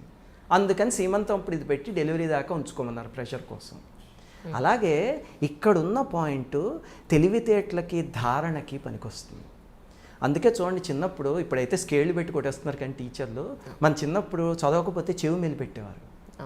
ఈ పాయింట్ మీద స్ట్రెస్ పెడితే కనుక అది జ్ఞాపక శక్తికి పనిచేస్తుంది. కొంచెం వయస్సు పెద్దదయ్యాక ఈ పద్యాలు శ్లోకాలు ఇలాంటివి చదివితే గుర్తు ఉండవు, చిన్నప్పుడైతే గుర్తుంటాయి. కానీ ఇవి చేయించుకున్న తర్వాత, శిఖ పెట్టుకున్న తర్వాత, శిఖ ఒక యాంటీనా లాంటిది. అంటే విశ్వవ్యాప్తమైన చైతన్యాన్ని మనకేసి లాగడానికి ఉపయోగించే చిన్న యాంటీనా లాంటిది. ఇవి పెట్టుకుని చూడండి, చూస్తే కనుక ఖచ్చితంగా ఆ విషయాల్లో బాగా పనిచేస్తుంది. ఇది నేను ఎక్స్పెరిమెంట్ చేశాక నాకు అనిపించింది. నేను ఇప్పుడు 2017 నుంచి పెట్టుకున్నాను. తర్వాత నాకు ఈ మధ్య చదువుతుంటే ఇంకా బాగా గుర్తుంటున్నాయి, భాగవతమైనా ఏవైనాను అంత ముందు కన్నాను అని అనిపించింది. మొన్న ఒక పెద్ద ఆయన వచ్చారు, సార్ నాకు ఆఖరణ మంచం మీద పడిపోయాక పద్యాలు చదువుకుంటూ వెళ్ళిపోవాలి అని ఆశ, కానీ నాకు ఇప్పుడు 50 ఏళ్ళు వచ్చాయి, నాకు ఏది చదివితే పక్క రోజు కూడా గుర్తుండట్లే, ఆ రోజు వచ్చినట్టు ఉంటుంది అని. అంటే నేను చెప్పాను, లెటర్స్ ఎక్స్పెరిమెంట్ అండి, ఇవి 2 పని చేస్తాయి, నాకు పని చేసాయి, మీ విషయంలో కూడా చూద్దాం అని. ఆయన చేశారు. ఆయన 7-8 నెలలు అయింది, నాకు ఇప్పుడు చాలా బాగా ఇంప్రూవ్ అయిందండి జ్ఞాపక శక్తి అని చెప్తున్నారు. నాకు ఇలాగా శాస్త్రం చెప్పినవి ఏవైనా అంటే సైన్స్ చదువుకున్నాం అని కండెమ్ చేసే కన్నా దాన్ని ఎక్స్పెరిమెంట్ చేసి అందులో ఉన్న నిజానిజాలు తెలుసుకుని నా మేధస్సుకు అందినవన్నీ ఓ చోట రాసుకుని అలా వేరే వాళ్ళ మీద ఎక్స్పెరిమెంట్ చేయడం, వాళ్ళకి సజెస్ట్ చేయడం, అది నాకు interest. That's so nice really. Sir ఇప్పుడు చాలామంది లేడీస్ కానీ జెంట్స్ కానీ ఈ పైనంతా కూడా కుట్టించేసుకుంటున్నారు, ఇవేమిటో చివరి పైన చాలా వెరితలు వేసేసింది, అది ప్యాషన్ అయిపోయిందని వాళ్ళ ఉద్దేశం. సార్ అలా కుట్టించుకోవడం అనేది ఆరోగ్యానికి మంచిదని అంటారా మీ ఉద్దేశం? యాక్చువల్గా అయితే ఇప్పుడు నేను చెప్పిన పాయింట్ జ్ఞాపక శక్తికి సంబంధించి మాత్రం ఇక్కడే ఉంది, తమ్మి అనేది అంటారు, అక్కడే ఉంది ఆ పాయింట్. మరి ఇక్కడ శరీరంలో చాలా 72,000 నాడులు ఉన్నాయి కదా, వాటిలన్నిటికీ పాయింట్స్ ఉన్నాయి. ఇవి దేనికి ఉపయోగపడతాయి అని నాకు తెలియదు, కానీ అది ఫ్యాషన్ అయ్యి ఉండొచ్చు. మా ఆఫీస్లో కూడా నేను కొంతమంది అబ్బాయిల్ని అందులో ఒక సైడే పెట్టుకుంటారు, వాళ్ళు 2 సైడ్ పెట్టరు. అది వాళ్ళని ఏదైనా అడగగానే అదేదో ఇంగ్లీష్ ఆల్బమ్ పేరు చెప్పి చూసావా వెళ్ళి చూసిరా అంటే, నన్ను చూడండి ఎవడైనా క్వశ్చన్ అడగగానే రామాయణంలో ఏదో 23వ సర్గ వెతుకు బాలకాండలో అంటే, అలాగా నాకెందుకు లేదు ఆయన పెట్టుకు. సో లైఫ్లో గోల్ ఏం పెట్టుకున్నారు సార్? ఏం చేద్దామని, ఏం సాధిద్దామని? మొట్టమొదటిది ఏమిటి అంటే, నాకు ఈ భుక్తి ఇచ్చేది సాఫ్ట్వేర్. అంతే నాకు. అంటే కానీ స్పిరిచువలిజంని మానిటైజేషన్ లాగా అంటే నా జీవనానికి ఉపయోగించుకోవడం నాకు ఇష్టం లేదు. అదే బుద్ధి అమ్మవారు ప్రసాదించాలి అని కోరుకుంటున్నాను. ఎందుకంటే ఎప్పుడైతే నేను ఈ సాఫ్ట్వేర్ జాబ్ మానేసి దీన్ని నా వృత్తి కింద ఎన్నుకున్నాను అనుకోండి, అప్పుడు స్వార్థం మొదలైపోతుంది. నా దగ్గరికి రండి, మీకు ఏదో జాతకం చెప్పగానే ఓహో మీకు ఈ దోషం ఉందా, నేను దీనికి ఆన్సర్ చెప్పాలంటే 10,000 అక్కడ టేబుల్ మీద పెట్టండి, ఇలాంటివి వచ్చేసే అవకాశం ఉంది. అందుకని నేను నా భార్య ఇద్దరం కూడా ఆలోచించుకుంది, వీలున్నంత వరకు మన జాబ్ మనం చేసుకుందాం, మన బ్రెడ్ అండ్ బటర్కి, so that we don't commercialize this. ఎవరైనా సలహాకి వస్తే వాళ్ళల్లో అమ్మవారిని చూసి వాళ్ళకి సలహా ఇవ్వాలి తప్ప వాళ్ళ దగ్గర ఉన్న డబ్బును చూసి ఇవ్వకూడదు అనే బుద్ధి దీనివల్ల వస్తుంది. అందుకని దేవుడు ఆరోగ్యం ఇచ్చినంతకాలం, చేసే ఓపిక ఇచ్చినంతకాలం సాఫ్ట్వేర్లో పనిచేద్దాము అని, అది ఒక పాత్ర. ఈ రెండో పాత్రలో ఏమిటంటే, ఎంత కుదిరితే అంత సనాతన ధర్మాన్ని వ్యాప్తి చేయాలి. ఎంతమంది పిల్లలకు కుదిరితే, ఇప్పటికి మేము దాదాపు ఒక 1000 మంది పిల్లలకి రకరకాల చోట్ల నేర్పించాం. అంటే మేము ఫస్ట్ ఉన్న ఇంటి దగ్గర కొంతమంది పిల్లల్ని, తర్వాత ఇప్పుడున్న చోట ఒక 70 మంది పిల్లల్ని, తర్వాత ఇప్పుడు కరోనా వచ్చాక లాక్ చేసేస్తే ఆన్లైన్లో అది ఎవరో సంస్థ వాళ్ళు నేర్పమని అడిగితే వాళ్ళకి నేర్పిస్తున్నాం. అక్కడ దాదాపు 14 దేశాల నుంచి తెలుగు పిల్లలు అటెండ్ అవుతున్నారు. సో అలాగా వ్యాప్తి చేయడం, సనాతన ధర్మాన్ని వ్యాప్తి చేయడానికి ఏ పద్ధతి దొరికితే దాని ద్వారా అక్కడికి వెళ్ళి ఒళ్ళొంచి సేవ చేయాలి, అంతే నా ఆశయం. అలాగే నేర్చుకోవాల్సింది ఎంతో ఉంది. ఇప్పటికి నేను నేర్చుకుంది నాకు తెలిసి ప్రీ నర్సరీలో ఉన్నాను నేను, ఇంకా నేర్చుకోవాల్సింది చాలా ఉంది, అది నేర్చుకోవాలి. అవి ప్రస్తుతానికి నా ఆశయం. నాకు మీలాంటి వాళ్ళని చూసినప్పుడు చాలా ఆశ్చర్యం అనిపిస్తుంది సార్. ధ్యానం చేయండి లేదా మెడిటేషన్ చేయండి అని చాలామంది చాలా రకాలుగా చెప్పి చూశారు. మన మెంటల్ కండిషన్ బెటర్ అవుతుంది, హెల్త్ బాగుంటుంది అని. ఎప్పుడు నేను ట్రై చేసినా ఫస్ట్ అలా కూర్చుంటానండి. కూర్చుని వెంటనే పిల్లలు హోంవర్క్ చేశారా లేదా, స్టవ్ మీద ఏమన్నా పెట్టానా, కూర అయిందా, పచ్చడి అయిందా, వీటన్నింటితో పాటు పనమ్మాయి చేసిందా లేదా, వాషింగ్ మిషన్ ఆఫ్ చేసామా లేదా, ఆఫీస్ వాళ్ళు అన్న ఫాలోఅప్లు ఇవే గుర్తొస్తాయి తప్ప మైండ్ని ఆఫ్ చేయడం, మైండ్ని బ్లాంక్ చేయడం ఇది అసలు అవ్వట్లేదు. ఇంకా ఇంకా ఇంకా ఎక్కువ వర్క్ చేసేస్తుంది అక్కడ కూర్చున్న తర్వాత. అలాంటప్పుడు దాన్నే మెడిటేషన్ అంటారు. ఏం మాట్లాడకుండా కూర్చోడమే మెడిటేషనా? మంచి ప్రశ్న అడిగారు, ప్రాక్టికల్ ప్రశ్న అడిగారు. నిజమండి. సరే, ఇప్పుడు మీకు చెప్తా చూడండి. అసలు మెడిటేషన్కి మొట్టమొదటి కావాల్సింది ఏమిటంటే we have to prepare our body. ఇప్పుడు మీరు కూర్చుంటే అంటున్నారు, ఆ కూర్చునే ఓపిక రావాలి కదా. చూడండి, చాలామంది మఠం వేసి కూర్చోలేరు. అలాగనే కూర్చుంటే 10 నిమిషాలు అయితే అమ్మో నాకు నడుము నొప్పి పెడుతుందంట. దానికి బాడీని ప్రిపేర్ చేయాలి. అక్కడ మనకి యోగా బాగా పనిచేస్తుంది. ఓకే, మీరు యోగా చేస్తాం అనుకోండి, వివేకానంద స్వామి చెప్పిందే ఇది. అది మెడిటేషన్ చేయడానికి ముందు మన బాడీని సిద్ధం చేస్తుంది. అది ప్రీరిక్విజిట్ అనమాట. తర్వాత మెడిటేషన్ అంటే ఏమిటి? సో ఇప్పుడు బాడీని సెట్ చేసుకుందాం, కూర్చున్నాక meditation is nothing but A travel. అది కూడా ఒక జర్నీ లాంటిది. ఆ జర్నీ చేయాలంటే మీకు ఒక వెహికల్ ఉండాలి. ఇందాక మీరు ఒక కార్లో వచ్చారు, మరి మెడిటేషన్కి వెహికల్ ఏమిటి? మనస్సు. ఆ వెహికల్ని రెడీ చేయాలి. Second step. దాన్ని ఎలా రెడీ చేస్తాం? ఇందాక మీరు చెప్పింది ఆ వెహికల్ ప్రాబ్లము. అది మీరు మనస్సు కోతి. శంకరాచార్యుల వారు శివానంద లహరిలో ఒక అద్భుతమైన శ్లోకం చెప్తారు.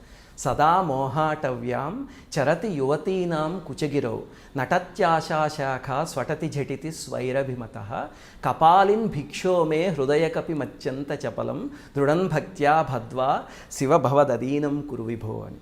అంటే స్వామి, శివుడు భిక్షకి వెళ్తూ ఉంటాడు కదా. శివుడు ఏం పుచ్చుకుని వెళ్తాడు? కపాలం. ఆయన ఒంటి నిండా బూడిద, ఏదో ఒక ఏనుగు తోలు కప్పుకుని ఉంటాడు. స్వామి, నువ్వు అలాగా కపాలాలు పుచ్చుకుని, బూడిదలు పూసుకుని, త్రిశూలాలు పుచ్చుకుని, రుద్రాక్షలు వేసుకుని భిక్షకి వెళ్తే ఎవడిస్తాడయ్యా నీకు? పోపమ్మంటాడు. ఏదైనా అట్రాక్టివ్గా పట్టుకెళ్తే అప్పుడు నీకు భిక్షిస్తారు. అలా పట్టుకెళ్ళడానికి నా దగ్గర ఒక డివైస్ ఉంది, నువ్వు అది పట్టుకోని కూడా అన్నారు. అంటే ఏమిటి ఆ డివైస్ అని అడిగాడు శివుడు. అడిగితే నా దగ్గర ఒక కోతి ఉంది స్వామి, ఆ కోతిని పట్టుకుపో నువ్వు. కోతిని ఆడించే అబ్బాయి వచ్చాడు అనుకోండి, వెంటనే చూడండి మా బాబు ఇలా రా అని చెప్పి ఒక 10 రూపాయలు ఇచ్చి మా పిల్లాడు చూస్తాడు కోతిని ఆడించి అంటాం కదా. అలా నా దగ్గర ఒక కోతి ఉంది స్వామి, అది పట్టుకుపో నువ్వు. పట్టుకుపోతే నీకు భిక్ష తేలిగ్గా దొరుకుతుంది. ఇదేదో బాగానే ఉంది. ఏమిటి నీ దగ్గర ఉన్న కోతి అంటే నా మనస్సు. అది సదా మోహాటవ్యం. ఎప్పుడు మోహం అనే అడవిలో స్త్రీల అందం అనే కొండల మీద గెంతుతూ ఉంటుంది. ఆశ అనే కొమ్మల్ని పుచ్చుకుని వేళ్లాడుతూ ఉంటుంది. ఆ కోతి ఎప్పుడూ అక్కడే ఏడుస్తూ ఉంటుంది. స్వామి, నీ దగ్గర భక్తి అనే ఒక తాడు ఉందనుకో, బెల్ట్, అది వేసేసి నీకు కూడా పట్టుకుపో, హాయిగా నా కోతిని నీకు ఇచ్చేస్తున్నాను అన్నారు శంకరాచార్యులు. ఆ కోతిని కంట్రోల్ చేయడం మన తరం కాదు. అది దానికి తేలికైన మార్గాలు, కష్టమైన మార్గాలు కొన్ని ఉన్నాయి. చేస్తే ఇట్ ఈస్ పాసిబుల్. మీకు ఎంత పిహెచ్డీ చేసాడు ఆయన కంప్యూటర్ సైన్స్, ఆర్టిఫిషియల్ ఇంటెలిజెన్స్లో పిహెచ్డీ చేసి ఒక పెద్ద రోబోట్ని కనిపెట్టమన్నా చేయొచ్చు, కానీ 15 గంట పాటు మనస్సుని కంట్రోల్ చేయడం దానికన్నా కష్టం. దానికి తేలికైన మార్గం ఏంటంటే, అంటే కొంతమంది శ్వాస మీద ధ్యాస పెట్టచ్చు అంటారు. అంటే మీ దగ్గర ఏదో ఒక ఆలంబన ఉంటే, ఒక పిల్లర్ లాంటిది, దాన్ని పుచ్చుకుని కోతి తిరుగుతూ ఉంటుంది. ఇప్పుడు మనకి ఆ ఆలంబన కిచెన్లో పొయ్యి మీద ఇదవుతుందా లేదా, లేకపోతే నా ఆఫీస్ మెయిల్ వచ్చిందా, అక్కడ ఏమవుతుందా ప్రాజెక్ట్ అని ఉందనుకోండి, కోతి దాని చుట్టూ తిరుగుతుంది. దానికి ఒక ఆలంబన్ని, ఫర్ ఎగ్జాంపుల్ మీరు శ్వాసని ఇచ్చారనుకోండి, అంటే మీరు కళ్ళు మూసు కూర్చుని నా శ్వాస ఎక్కడి నుంచి బయలుదేరుతోంది, ఎక్కడి నుంచి బయటకు వస్తుంది, మళ్ళీ లోపలికి వెళ్తూ ఎక్కడికి వెళ్తుంది, అలా కాసేపు ఆ శ్వాస మీద దృష్టి పెట్టడం స్టార్ట్ చేయండి. రేపు శ్వాస మనమే చేస్తూ ఉంటాంగా. స్టార్ట్ చేయగానే మీకు ఒక 2-3 నిమిషాలు అయ్యేసరికి ఒకసారి ఆ శ్వాస మీదకి వచ్చి మనసు ఆగిపోయి మిగతావన్నీ మర్చిపోవడం మొదలు పెడతారు. Mostly it will last for 5-6 seconds ఉంటుంది. అప్పుడు అది మొదలైనప్పుడు మీకు అందులో ఉన్న సంతోషం ఏంటో తెలుసు. ఆ సంతోషం స్టార్ట్ అయిందంటే ఇంకా మీకు ఏ సినిమాలు కానీ ఏవి ఆ సంతోషం ఇవ్వవు. అది అమేజింగ్ అనమాట. సో అలా స్టార్ట్ చేసి మెల్లిగా దాన్ని సాధన చేస్తుంటే కొన్ని రోజులు అయ్యేసరికి ఆ శ్వాస మీద 10 నిమిషాలు పెడితే మీరు మీ మైండ్ దాని మీదే ఉంటుంది తప్ప ఇంక దేని మీదకి వెళ్ళదు. అది ఒక ఆలంబన, కానీ అది కొంచెం టఫర్ వే. దానికన్నా ఈజియర్ వే ఏమిటంటే, ఇప్పుడు లలితా సహస్రనామం తీసుకోండి. అమ్మవారిని మొట్టమొదటి ఒక 20 నామాల్లో అంటే శ్రీమాత చితగ్నికుండ సంభూత దేవకార్య సముజ్జత ఉజ్జద్భాను సహస్రాభ చతుర్బాహు సమన్విత. అంటే అమ్మ నువ్వు చితగ్నికుండం నుంచి వచ్చావు, నీకు 4 చేతులు ఉన్నాయి, ఒక చేతిలో పాశం ఉంది, ఒక చేతిలో అంకుశం ఉంది, పైన కిరీటం ఉంది, బొట్టిలా ఉంది, కనుబొమ్మలు ఇలా ఉన్నాయి, కళ్ళు ఇలా ఉన్నాయి, అన్నీ వర్ణించారు. వాటి అర్థాలు తెలుసుకుని ఆ ఒక్కొక్క నామం చదువుతూ ఎదురుగుండా ఒక అమ్మవారి పటం ఉందనుకోండి, చూస్తూ ఆ నామం వచ్చినప్పుడు అమ్మవారిలో ఆ అవయవాన్ని చూస్తూ అలా భావించడం మొదలుపెట్టండి. This is the easiest way. నేను ఎక్స్పెరిమెంట్ చేసి చూసాను. మీకు మనస్సు ఎక్కడికి వెళ్దు, అవి అయిపోయేదాకా అక్కడ ఉండిపోతుంది. ఇది మీరు ప్రాక్టీస్ చేయడం మొదలు పెడితే కొన్ని రోజులు అయ్యేసరికి ఇప్పుడేదో చంపకాశోక పున్నాగ సౌగంధికల సత్కచ అనగానే అమ్మవారి జడ గురించి ఆలోచిస్తుంటే సడన్గా అక్కడ ఆగిపోతుంది మైండ్. ఆగిపోయి ఒక 2-3 మినిట్స్ అయ్యాక ఇదేమి నేను ఎక్కడ ఆపేసాను, ఇందాక స్తోత్రం నాకు తెలియలేదు, ఈ జడ మీద ఉండిపోయిందే మైండ్ అనిపిస్తుంది. అది వచ్చిందా మీకు ఆ రోజంతా ఇంకా పరమానందంలో తేలిపోతుంది మనస్సు. అలాగ మనస్సుని కంట్రోల్ చేసుకోవచ్చు. అది సాధన చేస్తే స్లోగా వస్తుంది. అంటే ఇప్పుడు మనం జిమ్కి వెళ్ళాం అనుకోండి, మొట్టమొదటిలో కష్టంగా ఉంటుంది, ప్రాక్టీస్ చేస్తే అలవాటు అవుతుంది. ఇది కూడా సేమ్ అంతే. అది చేశాక మనస్సు అనే వెహికల్ పుచ్చుకుని you should start travelling internally. లోపలికి ట్రావెల్ చేయడం మొదలు పెడితే మన లోపలే యూనివర్స్ అంతా ఉంది, అది మనం ఎక్స్పీరియన్స్ చేయొచ్చు.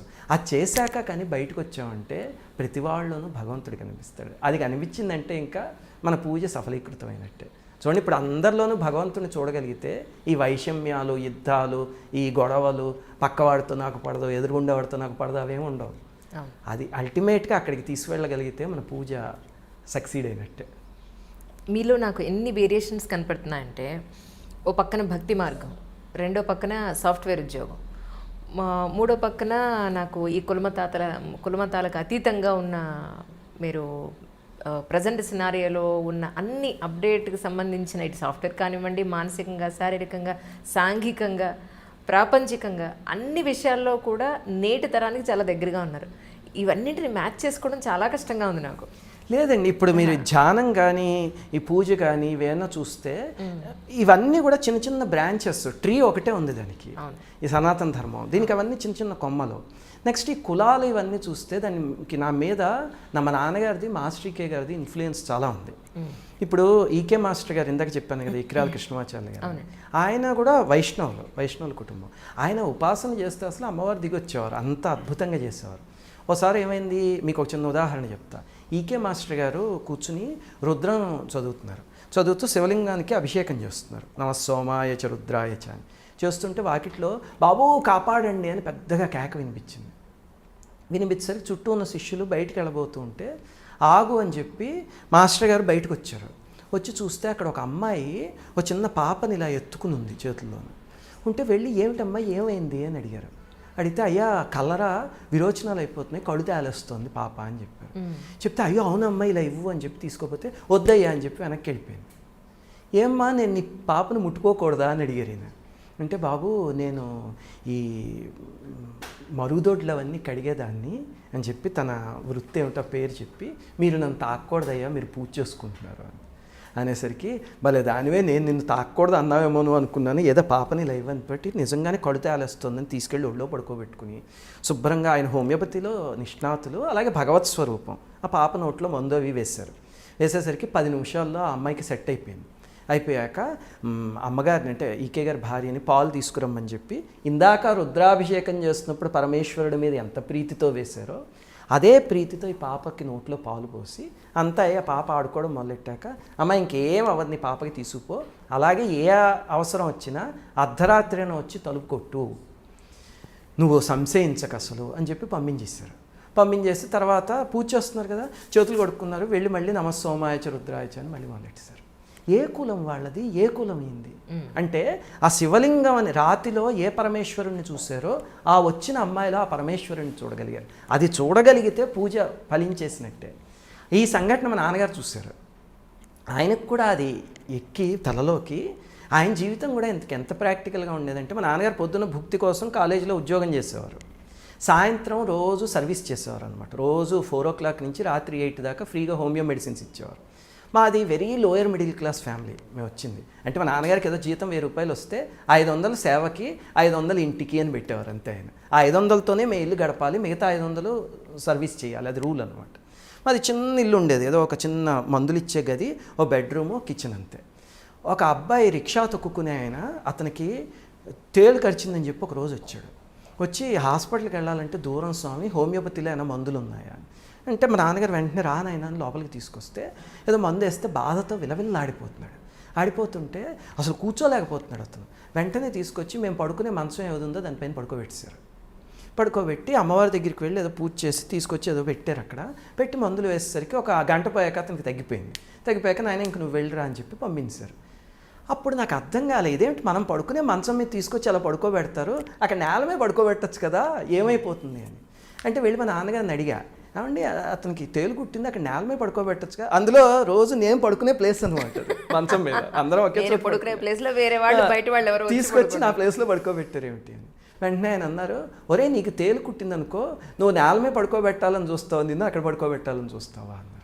అంటే ఇక్కడ పడుకోబెట్టాలి, నేల మీద ఎలా పడుకుంటావు అన్న. మరి నువ్వు అతను ఒకటి కాదా, నీలో ఉన్న భగవంతుడు అతనిలో ఉన్నది ఒకళ్ళే కదా అన్నారు. చెంపమే కొట్టినట్టు అయింది. అలాంటివి ఆయన చాలా గట్టిగా కాంక్రీట్ ఫౌండేషన్ వేస్తారు. దానివల్ల నాకు ఎక్కడైనా ఇలాగా అంటే గుళ్ళోకి రానివ్వం కులం పేరుతో చెప్పి, లేకపోతే ఏదో బలానా భగవంతుడికి సేవ చేస్తున్నప్పుడు వీళ్ళు చేయడానికి కుదరదు, వాళ్ళు అవి నాకు మనసు చూపు కనిపిస్తాయి. అందుకే నేను ఇప్పుడు మేము ప్రతి శివరాత్రికి రుద్రాభిషేకం చేస్తాం ఇంటి దగ్గర. నా పిల్లలకి, భార్యకి, అందరికీ ఈ రుద్రం అంతా నోటికొచ్చు. చేస్తూ ఉంటే పెద్ద శివలింగం వచ్చింది నా దగ్గరికి చాలా విచిత్రంగా. ఆ శివలింగం పెట్టుకుని ఒక 200 మంది 300 మంది వస్తారు. ఎవరికి కులం ఏ ప్రాతిపదిక ఉండదు. ఒకే రూల్ ఏమిటంటే స్నానం చేసి శుచిగా రండి అంతే. వచ్చాక కూర్చుని అందరూ అభిషేకం చేసుకుంటారు ఆ శివలింగానికి. అంతా అయ్యేసరికి ఇంత అభిషేక జలం వస్తుంది, పంచామృతం. అది గ్లాసుల్లో పంచుకుని అందరం తాగేస్తా, అయిపోయింది పూజ అంతే. నిజంగా అసలు మహానుభావులు. ఒక 10 ఏళ్ల పాటు పెళ్ళైన తర్వాత 10 ఏళ్ల పాటు నవరాత్రులు అప్పుడు అమ్మవారికి 10 రోజులు మడి కట్టుకుని మహానైవేద్యం చేసి పెట్టింది నేను. ఒక పెద్ద ఇన్సిడెంట్ జరిగిన తర్వాత నాకు టోటల్గా నమ్మకం పోయింది భగవంతుడి మీద. ఏం చేసినా ఏమిటి నాకు ఇంత చెడు జరిగింది, నిజంగా కనుక నేను ఎవరిని మోసం చేయలేదు, ఎవరికి నేను 1 రూపాయి లేదా అబద్ధం చెప్పలేదు, మోసం చేయలేదు. నాకెందుకు జరగాలి ఇలాగా? కనీసం నాకు వార్నింగ్ కూడా ఇవ్వలేదు, ఇలా జరుగుతుంది జాగ్రత్త అనన్నా వార్నింగ్ అన్నా ఇవ్వాలి కదా. అసలు ఎందుకు అని అసలు గత 7-8 సంవత్సరాలుగా సార్ పూజ గదిలోకి వెళ్తున్నాను, పువ్వులన్నీ పెట్టేస్తాను, ఒక దండం పెట్టుకుని వచ్చేస్తాను. ఏం చదవబుద్ధి కావట్లా, దీపం పెట్టబుద్ధి కావట్లా. పెట్టినా ఏం అడుగుతాం, వీళ్ళని ఏం అడుగుతాం, ఏం అడిగినా వీళ్ళు ఏమి చేయరు, అనవసరం అనే ఒక నిస్త్రాణం వచ్చేసింది సార్. చెయ్యట్లేదనే గిల్ట్ ఉంది లోపల.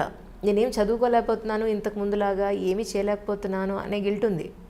మళ్ళు కట్టేసి మహానైవేద్యాలు చేయాలని లేకపోయినా అట్లీస్ట్ గుమ్మం ముందు ముగ్గు పెట్టాలన్నా కూడా పెడితే ఏంటి, పెట్టకపోతే ఏంటి, దీపం పెడితే ఏంటి, పెట్టకపోతే ఏంటి. ఆ సాంబ్రాణి అనేది ఒక మంచి ఫీల్ కోసం ఆ సాంబ్రాణి వేస్తూ ఉంటాను. ఇలా అయిపోయింది సార్ ఎందుకో. మళ్ళీ నేను నార్మల్ అవ్వగలనా? తప్పకుండా. మీరు దీని సేమ్ బుద్ధుడి ప్రిన్సిపల్ ఇది. మీరు దీని వెనకాల ఒక చిన్న థ్రెడ్ పెట్టి చేయడం మొదలుపెట్టారు కాబట్టి మీకు అది బాధాకరం అనిపించింది. అదేమిటో నేను చెప్తా. ఇప్పుడు మీరు ఏదో 10 సంవత్సరాల క్రితం అలా చేసేదాన్ని, తర్వాత కొన్ని సంవత్సరాల నుంచి మానేశాను అన్నారు. ఎందుకంటే తర్వాత భగవంతుడు ఏం చేశాడు ఇలాగని ఒకటి ఆలోచించండి. మన జీవితంలో అందం, తెలివితేటలు, చదువు, అలాగనే సమాజంలో పేరు, ప్రతిష్ట, ఇవన్నీ ఇచ్చింది ఆ భగవంతుడే కదా. అంటే మనం అందంగా పుట్టాలి అని ఎక్కడో సైన్ చేసి మనం పుట్టలే, ఎవరో పుట్టించారు మన అందంగా. ఇవన్నీ పాజిటివ్గా జరిగింది. మనకి తెలివితేటలు ఎవరో ఇచ్చారు. పాపం తెలివితేటలు లేక అన్నం తినాలో మొహానికి రాసుకోవాలో తెలియక రోడ్ల మీద బట్టలు చింపుకుని తిరుగుతున్న వాళ్ళు బోడు మంది ఉన్నారా. ఇవన్నీ భగవంతుడు మనకి ఇచ్చాడు కదా. ఇచ్చినప్పుడు ఎప్పుడైనా మనం ఇవి నాకు ఎందుకు ఇచ్చావు అని క్వశ్చన్ చేసావా? అవన్నీ మనకి జీవితంలో ఇచ్చిన అసెట్స్. ఇది ఈ జన్మలో మనం ఏం తప్పు చేయకపోవచ్చు, కానీ ఖచ్చితంగా ఏదో ఒక జన్మలో ఏదో ఒకటి ఉంటుంది. అలాంటివి దురదృష్టవశాత్తు మనకి తెలియవు. ఎందుకంటే అన్ని జన్మల నాలెడ్జ్ని మన దగ్గర ఉంచుకోగలిగేటట్టయితే మనం మహాత్ములం అయిపోతాం. జన్మాంతర జ్ఞానం మన దగ్గర ఉండదు, అది మనకి తెలియదు. తెలియనప్పుడు జీవితంలో సంఘటన జరిగిందనుకోండి, దాన్ని చూడడానికి 2 ఆస్పెక్ట్స్ ఉన్నాయి. అది అలాగా కొన్నిసార్లు భగవంతుడు ఏం చేస్తాడంటే మన మీద నిజంగా ఆయనకి అంత కారుణ్యం కలిగినప్పుడు మనకి తెలియకుండా ఏదో ఒక మంచి చేస్తాడు. నేను ఇందాక మీకు చెప్పిన నా పెళ్ళి సంఘటన, దాన్ని నేను నెగిటివ్గా తీసుకుని ఉంటే రోజు నేను లలితా సహస్రనామం చేస్తున్నాను, అమ్మవారు నా పెళ్లి చెడగొట్టింది, ఆవిడకి ఇంకేం పర్లేదు చెడగొట్టింది అనుకోవచ్చు. ఏం జరిగినా అది మన మంచికే. అది ఒక 10 నెలలు ఆగితే అది నాకు మంచి అని తెలిసింది. అది నాకు 10 నెలల్లో తెలిసింది కాబట్టి ఓహో అమ్మవారు ఈజ్ రియల్లీ గ్రేట్ యార్ అనుకున్నాను. కొంతమందికి 10 ఏళ్ళు పోయాక తెలియచ్చు, కొంతమందికి 20 ఏళ్ళు పోయాక తెలియచ్చు అందులో మంచి ఏమిటో. కానీ ఆవిడికి మాత్రం తెలుస్తుంది, మనకి తెలియదు అంతే. కాకపోతే మనం చేయాల్సింది ఏమిటంటే పూజ చేయండి సరే. ఇప్పుడు మడి తడి ముగ్గులు పెట్టడం ఇవన్నీ కూడా ఏమిటంటే శాంక్టిటీ. ఇప్పుడు కరోనా వచ్చాక మడికి అర్థం ఏమిటో అందరికీ తెలిసే ఉంటుంది కదా, అదే ఋషులు మడి కింద చెప్పారు అంతే. మనం వండే పదార్థం, కూర్చునే ప్లేస్ అవన్నీ అదే మడి, బట్టలు అన్నీ అవన్నీ వదిలేయండి. ముఖ్యంగా ఏమిటంటే మనకి ఎప్పుడైనా జీవితంలో కష్టమైనది ఏమైనా వస్తే ఒళ్ళొంచి పరులకి సేవ చేయండి. అది చేస్తే ఆ కర్మ ఏదున్నా ఫాస్ట్గా కరిగిపోతుంది. ఇది మహాత్ములు ఎన్ని సంఘటనలో నిరూపించి చూపించారు, ఎన్ని సంఘటనలో. ఇది సింప్లెస్ట్ వే అనమాట. నేను ఇందాక చెప్పిన మాస్టరీకే గారే, ఆయనకి భూత భవిష్యత్ వర్తమానాలు తెలిసేసేవి మొహం చూస్తే. దాంతో ఎవరైనా బలానా కష్టంతో ఈ రోగం తగ్గట్లేదండి, అసలు చచ్చిపోతున్నాను నేను, ఎలా బయటికి కదలలేకపోతున్నానంటే ఆయన హోమియోపతి మందు ఇచ్చేవారు. ఇచ్చనేవారు ఏదో బలానా గుళ్ళో అన్నదానం చేస్తున్నారు కదా, ప్రతిరోజు పేదలందరికీ ప్రతిరోజు వెళ్ళి అక్కడ కూరలు తరగడం అలాంటి పనులు చేయి. అలాగే వాళ్ళు తినేసాక ఆకులు ఎత్తడం అవన్నీ చేయాలి. అంటే ఆకులు నేను ఎలా ఎత్తుతానండి, అక్కడ డొనేషన్ ఇచ్చేస్తాను 10,000 అనేవాడు. అంటే మన దగ్గర ఇది ఉంది కదా అని అదొక. అంటే మాస్టర్ గారు అనేవారు, నీ డొనేషన్ ఎవరికి కావాలి, భగవంతుడికి, ఆయనకి లక్ష్మీదేవి భార్య. అంగం హరేఫ్ పులకభూషణమాశ్రయంతిం భృంగాంగనేవ ముకుళాభరణంతమాలం అంగీకృత అఖిల విభూతి రపాంగలీల అంటారు శంకరాచార్యులు వారు. ఎవరి కారుణ్య దృష్టి మన మీద ఒక సెకండ్ పడితేనే మన దరిద్రాలన్నీ పోతాయో ఆవిడ దృష్టి ఎప్పుడు ఆయన మీదే ఉంటుంది. ఆయనకి మనం ఇచ్చే 10,000 హుండీలో వేసే ₹1,00,000 కావాలా? అవి మన కర్మని కరిగించుకోవడానికి. ఒళ్ళొంచి పని చేయనేవారు. నిజంగా ఈ వ్యక్తి వెళ్ళి అలాగా ఒళ్ళొంచి పని చేస్తే డబ్బులు విసిరేయడం కాకుండా కర్మ తీరిపోయి చాలా తొందరలో అన్నీ సెట్ అయిపోయాయి జీవితం. కర్మకి ఎప్పుడు అది టెక్నిక్ అండి. ఒళ్ళు వంచి ఆర్తులైన వాళ్ళు, అవసరం ఉన్నవాళ్ళు, వాళ్ళకి సహాయం చేస్తే ఖచ్చితంగా తీరుతుంది. మా ఇంటి దగ్గర ఒక క్యాన్సర్ హాస్పిటల్ లాంటిది ఒకటి ఉంది, కరుణాశ్రయ అని. అంటే క్యాన్సర్లో ఇంకా లాస్ట్ స్టేజ్కి వచ్చేసి ఇంక ఏబీ లేవనుకున్న వాళ్ళకి అదొక రిసార్ట్ లాంటి ప్రదేశం అనమాట. అక్కడ తీసుకొచ్చి ఆనందంగా కొన్ని రోజులు గడిపిస్తారు, వెళ్ళిపోతారు. దాన్ని ఏదో అంటారు మెడికల్ టర్మ్స్లో, నాకు దాని పేరు గుర్తులేదు కానీ దాని పేరు కరుణాశ్రయ అంటారు. మా నాన్నగారు ఏం చేసేవారు, నాకు ఎప్పుడైనా ఖాళీ దొరికింది అనుకోండి, ఒరే కరుణాశ్రయకి వెళ్ళి అక్కడ సేవ చేయనేవారు. ఇక్కడ బెంగళూరులో మా ఇంటికి పక్కనే ఉంది ఒకటి. అది ఎవరో టాటానో ఎవరో పెట్టారు. ఓకే, చాలా సర్వీస్ చేస్తారు, అక్కడెక్కడ డబ్బులు తీసుకోరు. ఏమిటి అక్కడికి వెళ్ళి అని అడిగితే ఏం చేయాలి అని కొన్నాళ్ళేమో ఊడమనేవారు. నాకు మొదట్లో నేను సాఫ్ట్వేర్ కంపెనీలో ఉద్యోగం చేసుకుంటున్నా, చీపురు పుచ్చుకుని ఊడుకోవచ్చు. చూడండి, అహంకారాన్ని సేవ కరిగిస్తుంది. తర్వాత ఇంకా చివరికి ఎలాంటి నాకు అందులో ఆనందం తెలిసింది. ఏ స్టేజ్కి వచ్చా అంటే వాళ్ళకి పాపం గెడ్డాలు పెరిగిపోతే గెడ్డం గీయడం. వాళ్ళు అందులో చాలామంది పాపం ఈ అదేమంటారు చిన్న చిన్న ప్యాకెట్లో తింటారు కదా, కిళ్ళీలు, గుట్కాలు, అవి తినేసి ఇక్కడ క్యాన్సర్లే చిన్న చిన్న వచ్చేసిన వాళ్ళ గెడ్డం గీస్తూ ఉంటే ఏదో ఒక రకంగా ఉండేది. కానీ చూసి వెళ్ళేసరికి మెల్లిగా అది వాళ్ళు అదంతా అయిపోయాక ఆ చేతితో నా బాబే అన్నారనుకోండి, విష్ణుమూర్తి ముట్టుకున్న అనుభూతి కలిగేది. నిజంగా నమ్మరు మీరు చెప్తే, చాలా హాయిగా ఉండేది. అసలు మనం ఎవరికో ఒక ₹1,00,000 ఇస్తారని ఆనందం ఎవరో మనకి ఇస్తే వాళ్ళు ఇలా ముట్టుకుని నా బాబే చల్లగా ఉండవయ్యా అన్నారంటే విష్ణుమూర్తి అన్నట్టుగా అనిపించేది. అది అలవాటయ్యి ఆఖరిలో మా నాన్నగారు పాపం ఒక 3-3.5 సంవత్సరాలు మంచం మీద ఉండాల్సి వచ్చింది దురదృష్టవశాత్తు. అది వేరే కథలండి.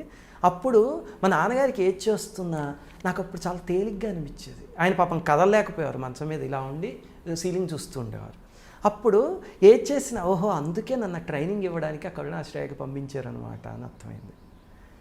అది జీవితం. అలా చేస్తూ ఉంటే మన కర్మ కరుగుతుంది. నేను ఇలాంటివి మా నాన్నగారు భగవంతుడు ఏదో ఒక అవకాశంతో చేయించడం వల్ల నాకు ఎప్పుడూ ఏ రకమైన కష్టం కోసం పూజ చేయాల్సిన అవసరం రాలే. ఎందుకంటే కష్టం వచ్చినప్పుడు వాళ్ళే ఏదో రకంగా తీర్చేశారు అంతే. That's really great thing sir. చాలామంది డబ్బు దండిగా ఉన్న వాళ్ళనండి, బాగా డబ్బులు సంపాదించిన వాళ్ళనండి, వాళ్ళు ఎన్నో చెడ్డ పనులు చేసి తిరుపతి వెళ్ళి కొన్ని కోట్ల రూపాయలు విరాళంగా ఇచ్చేస్తూ ఉంటారు. లేదు బయట ఎంతో దానాలు చేసేస్తూ ఉంటారు వాళ్ళ కింద పనిచేసే వాళ్ళకి.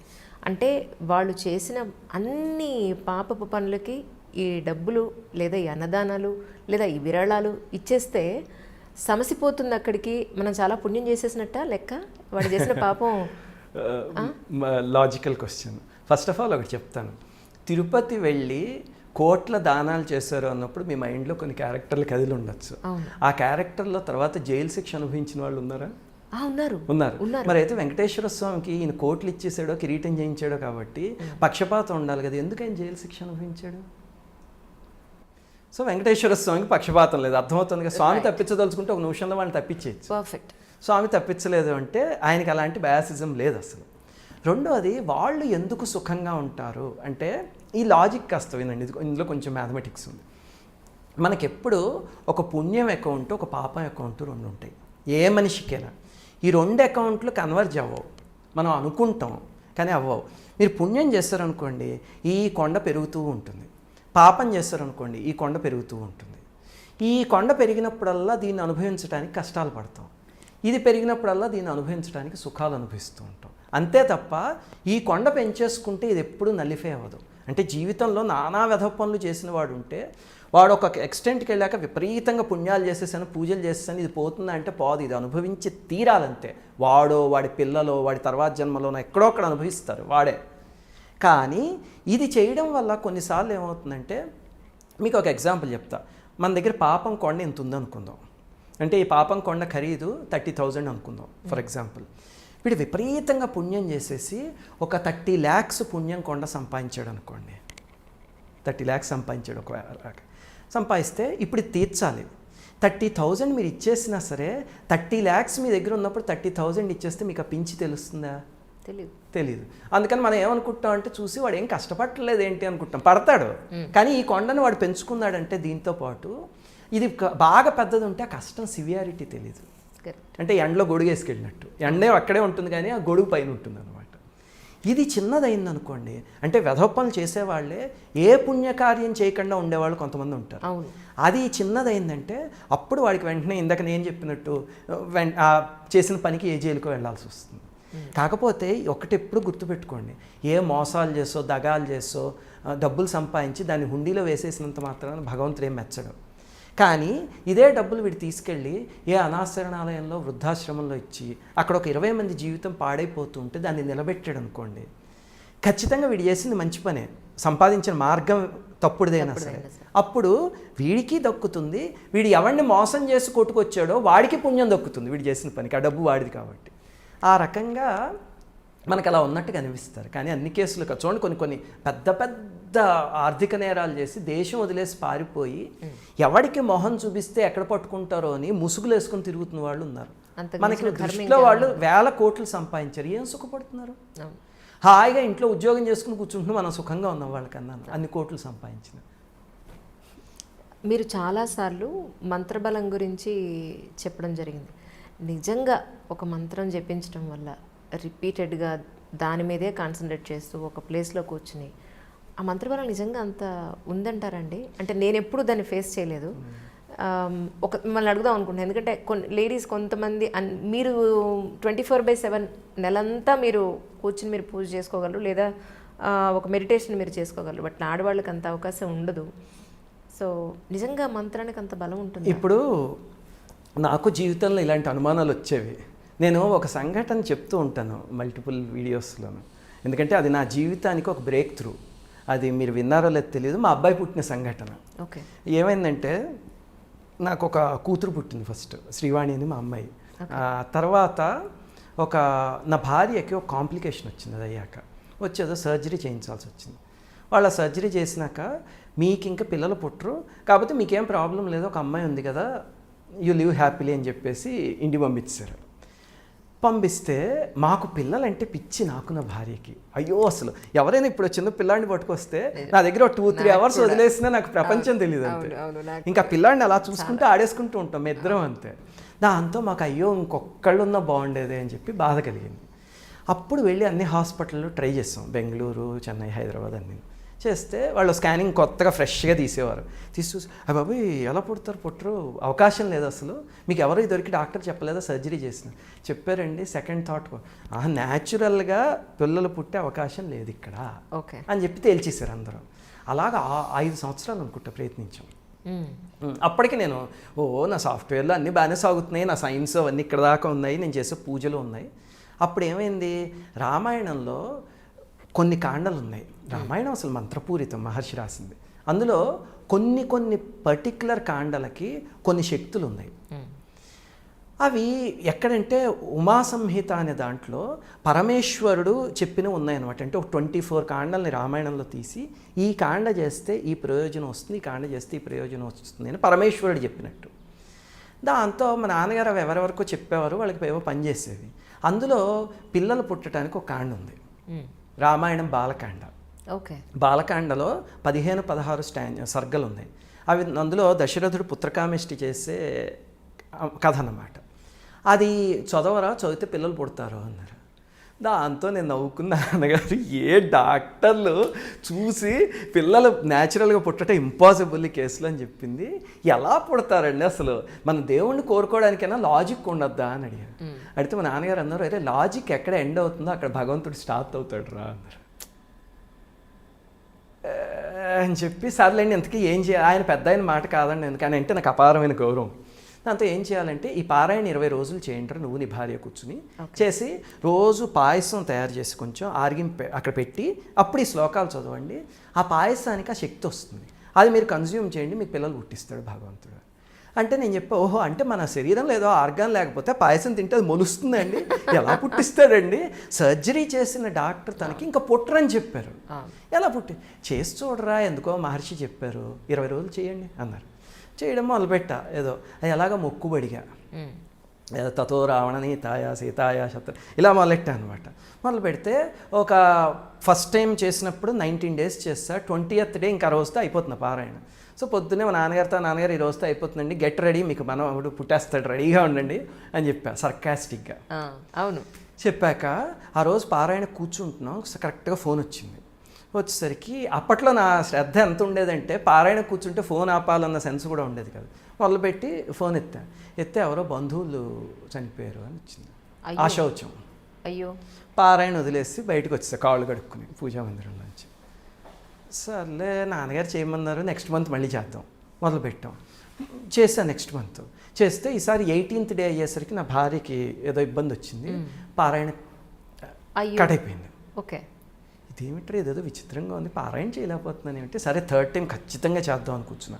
3rd time చేస్తూ ఉంటే నాకు ఎక్కడో ఫారెన్లో ఒక ఇష్యూ వచ్చింది, వచ్చి ఖచ్చితంగా అక్కడికి వెళ్ళాల్సిన అవసరం వచ్చి పారాయణ 15 రోజులకే అయిపోయింది. 4, 5, 6, 7, 8 సార్లు చేశా. ఎప్పుడూ అసలు 20 days కంప్లీట్ చేయలేకపోయాను నేను. కాకపోతే ఆ 20 రోజుల్లో ఒకటేమో శ్లోకాలు బట్టి వచ్చేసి, ఓకే, రెండోది ఆ 8 సార్లు చేసేసరికి 20 రోజులు రఫ్గా. రెండోది ఏమిటంటే ఆ అహంకారం ఏదైతే ఉందంటే నేను చేస్తున్నాను పారాయణ అనేది భగవంతుడు కత్తిరించేశాడు. అది చూడండి అలా చెక్కుతాడు భగవంతుడు, అంటే ఇన్నాళ్ళు చేయించింది ఎందుకంటే దానికోసం అనమాట. అప్పుడు ఇంకా 9వ వచ్చేసరికి రాముల వారి పటం పెట్టి ఏడ్చా, రామ నాకు పిల్లలు వద్దు, పారాయణ ఒక్కసారి చేయించు. ఎంత అల్పుండంటే ఒక రామాయణం పారాయణ 20 రోజులు చేయలేకపోతున్నా, ఎందుకు ఈ బతుకు, ఏమిటి విర్రవీగేవాడిని, పారాయణ చేస్తే పుట్టేస్తారా అని, నాకు అక్కర్లేదు స్వామి, కనీసం పారాయణ చేయించు చాలు, దట్స్ ఇట్ అని చెప్పి 20వ పారాయణ అండి, మీరు నమ్మరు, ప్రతిరోజు శ్లోకాలు చదువుతూ ఉంటే నోట్లోంచి శ్లోకం వచ్చేది, కళ్ళలోంచి నీళ్ళు వచ్చేవి. అలాగే చదివా అంతే. 20వ పారాయణ 9వ పారాయణ 20 రోజులు అయిపోయింది. 20 రోజులు అయిపోయింది. నాన్నగారికి ఫోన్ చేసి, నాన్నగారు పారాయణ చేయగలిగానండి, మీకు రాముల వారికి నమస్కారం అని చెప్పి నమస్కారం పెట్టుకున్నా. జస్ట్ ఫ్యూ డేస్ అంతే, 5-6 రోజులు ఎంతో అనుకుంటా, టెస్ట్ చేస్తే తను ప్రెగ్నెంట్. అసలు మా జీవితంలో ఆ టెస్ట్ చేసేది ఉంటుంది, దాని మీద వస్తాయి కదా లైన్స్, ఈ లైన్ ఎప్పుడైనా చూస్తామా మళ్ళీ అని అనుకుందాం. రోజు ఈ లైన్ వస్తే బాగుంది, ఈ లైన్ వస్తే బాగుంది అనుకుంది. ఆ పారాయణ అయ్యాక రాముల వారు తెప్పించారు అది వితిన్ ఫ్యూ డేస్ అనమాట. ఏ మందులు లేవు, ఏది లేదు, ఎక్కడి నుంచి వచ్చింది. అప్పుడు నాకు ఓహో దీంట్లో అయితే ఈ శక్తి ఉంది అని నమ్మకం కలిగింది. కలిగాక నేను ఏం చేయడం మొదలెట్టా అంటే రివర్స్ ఇంజనీరింగ్. ఎందుకు ఈ శక్తి ఉంది ఇందులో, ఎందుకంటే చదువుకుంది సాఫ్ట్వేర్ కదా. ఇప్పుడు ఈ చాప్టర్ తీసి ఇది అసలు ఎలా పనిచేస్తుంది, ఇందులో శ్లోకాలు ఎలా ఉన్నాయి, ఈ శ్లోకాలకి నిజంగా ఏదో జరిగింది నా జీవితంలో అనేది అర్థమైంది, దానికి లింక్ ఏమిటి, ఇవి ఎక్స్ప్లోర్ చేస్తూ ఉంటే మెల్లిగా అది నన్ను స్పిరిచువలిజం వైపుకి నడిపించింది. ఆ తర్వాత నేను చెప్పిన 24 రామాయణంలో ఉన్న 24 పవర్ఫుల్ చాప్టర్స్లో నేను దాదాపు ఇప్పటిదాకా ఒక 11-12 చాప్టర్లకి వేరియస్ పీపుల్ మీద నా మీద కూడా ఎక్స్పెరిమెంట్లు చేసుకున్నా. నేను లైక్ ల్యాబ్ అనమాట. అంటే ఇది ఎక్స్పెరిమెంట్ చేయడం, వాళ్ళు ఎలా చదివారో అసలు ఎలా చదివే వ్యక్తిలో చూడడం, వాళ్ళకి ఎలా పనిచేసింది అనేది రికార్డ్ చేస్తే హండ్రెడ్స్ ఆఫ్ ఇన్సిడెంట్స్లో పనిచేస్తుంది. అలాగా ఖచ్చితంగా దానికి శక్తి ఉంది. కాకపోతే ఆ శక్తిని పలికించుకునే భక్తి ఇక్కడ ఉంటే అప్పుడు పలుకుతుంది. కరెక్ట్. కానీ అంటే మా ఇంట్లో మా అమ్మ చెప్తూ ఉంటారు, మంగళవారం శుక్రవారం అలా జుట్టు కత్తిరించుకోకండి, పార్లర్కి వెళ్ళి లేదా నెయిల్స్ కట్ చేయొద్దని. ఇంట్లో పిల్లలు అడుగుతుంటారు ఎందుకు అని. ఇవాళ లాజిక్లు అడగండి, మీరు కట్ చేయకూడదంటే కట్ చేయకూడదు అంతే. అలా కాదు, మాకు రీజన్ చెప్తేనే మేము ఆపుతాము అని. సో నా దగ్గర అయితే నిజంగా నాకు తెలియదు సార్. అలాంటి వాళ్ళకి మీరు ఏమన్నా సమాధానం చెప్పగలుగుతారా?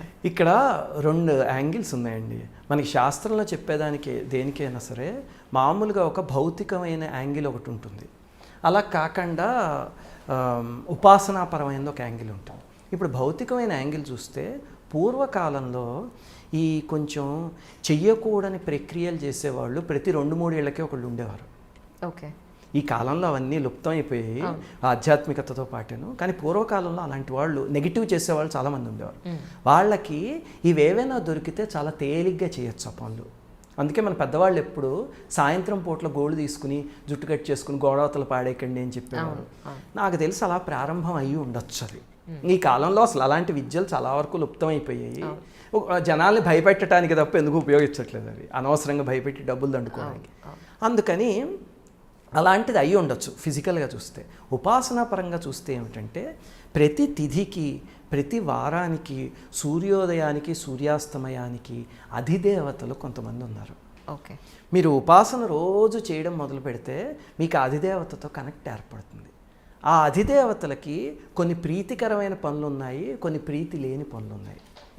వాళ్ళకి ప్రీతి లేని పని వాళ్ళ తిథిలో చేసినప్పుడు ఒక ఉపాసకుడు వాళ్ళని ఇబ్బంది పెట్టడానికి ప్రయత్నించడు.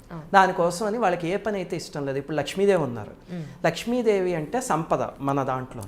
ఆ తిథికి అధిదేవత ఎవరైతే ఉంటారో వాళ్ళకి మనం శుక్రవారం నాడు తీసుకువెళ్ళి పెద్ద పెద్ద మనీ ట్రాన్సాక్షన్స్ చేసి, అంటే ఈ సంపదని బయటికి పంపించేయడం అనేది ఇష్టం ఉండకపోవచ్చు. అందుకని చెయ్యొద్దు అని చెప్పారు పెద్దవాళ్ళు. అలాగని పాపం మన పని మనిషికి జీతం ఇవ్వాలనుకోండి, ఆ అమ్మాయి ఏదో కష్టంలో ఉంటుంది, శుక్రవారం ఈరోజు నేను జీతం ఇవ్వను అని పెట్టుకుంటే అది మూర్ఖత్వం. అప్పుడు ఏ లక్ష్మీదేవి మెచ్చదు. అవును. ఎందుకంటే ఆ అమ్మాయి జీవనం గడిచేది మనం ఇచ్చే జీతం మీద. అప్పుడు శుభ్రంగా అమ్మాయిలో లక్ష్మీదేవిని చూసి తీసుకోమ్మా అని ఇస్తే ఏమీ ఉండదు సమస్య. అంతేకాని ఇప్పుడు ఏదో ఆ రోజు నేను ఒక 50 లక్షలు పెట్టి ఒక పని చేయాలనుకోండి, అది ఆ రోజు మానేసి తర్వాత రోజు చేద్దాం, ఎందుకు ఆ దేవతని ఇబ్బంది పెట్టడం అనుకుంటే అది అనమాట. అలాగనే ఇప్పుడు మనం తినే ఆహారం, కొన్ని ఉల్లిపాయలు వెల్లుల్లిపాయలు ఇలాంటివి తింటే కొన్నిసార్లు మంత్రాది దేవతలకి ఇబ్బంది కలుగుతుంది. అంటే వాళ్ళు మనం ఉపాసన చేస్తూ ఉంటే అర్థమవుతాయి, థియరాటికల్గా ఎంత చెప్పినా అర్థం కావు. అప్పుడు అది తినడం మానేసాం అనుకోండి, మనమే ఆ మంత్ర ఉపాసన చేస్తుంటే మనకి చాలా హాయిగా సౌకర్యంగా అనిపిస్తుంది. అది చేయలేదు అనుకోండి, మనకి మంత్రం చేస్తుంటే ఏమిటి ఈరోజు చాలా డిస్టర్బ్గా ఇబ్బందిగా ఉంది అనిపిస్తుంది. ఇది ఉపాసనాపరమైంది. ఇంకా ఫిజికల్గా చూస్తే నేను పచ్చులపై గోంగూర పచ్చడి తినేసి ఇక్కడికి వచ్చి కూర్చుంటే మీరు నాతో మాట్లాడగలరు అసలు ఎదురుగుండా కూర్చుని, అది ఫిజికల్గా. ఇది అలాగే ప్రతిదానికి ఫిజికల్గా ఉంటుంది, ఉపాసనాపరంగా ఉంటుంది. మనం వాటిని సమన్వయించుకోగలిగితే అప్పుడు పెద్దవాళ్ళు చెప్పిన దాన్ని గౌరవించవచ్చు. చాలామంది చెప్తూ ఉంటారు సార్, ఏంటంటే బొల్లి ఉన్న వాళ్ళకి సూర్యుడి శాపం ఉంటేనే బొల్లి అనేది వస్తుందని. కానీ బొల్లి వచ్చిన వాళ్ళు సూర్య నమస్కారాలు కానీ లేదంటే ఆదివారం వాళ్ళు చేయాల్సిన పని ఏదో ఉంటుంది, అది చేస్తే బాగుంటుంది, ఆ బొల్లి అనేది తగ్గుతూ ఉంటుందని. మా అమ్మగారు ఎక్స్పెరిమెంట్ చేశారు యాక్చువల్గా. ఏమంటారు దాన్ని, సూర్యుడికి సంబంధించిన స్తోత్రం ఉంటుంది, ఆదిత్య హృదయం. పొద్దున్నే స్నానం చేసి అమ్మ చేస్తే ఆవిడకి ఒక 4-5 డాట్స్తో స్టార్ట్ అయింది. ఆవిడకి ఇచ్చిన మెడిసిన్, డాక్టర్ గారు ఇచ్చిన మెడిసిన్ కూడా పనిచేసి వితిన్ మంత్ తగ్గిపోయింది. ఆవిడ ఏమనుకుందంటే డాక్టర్ గారు ఇచ్చిన మెడిసిన్ కన్నా నాకు ఇదైతేనే కరెక్ట్గా పనిచేస్తుందని.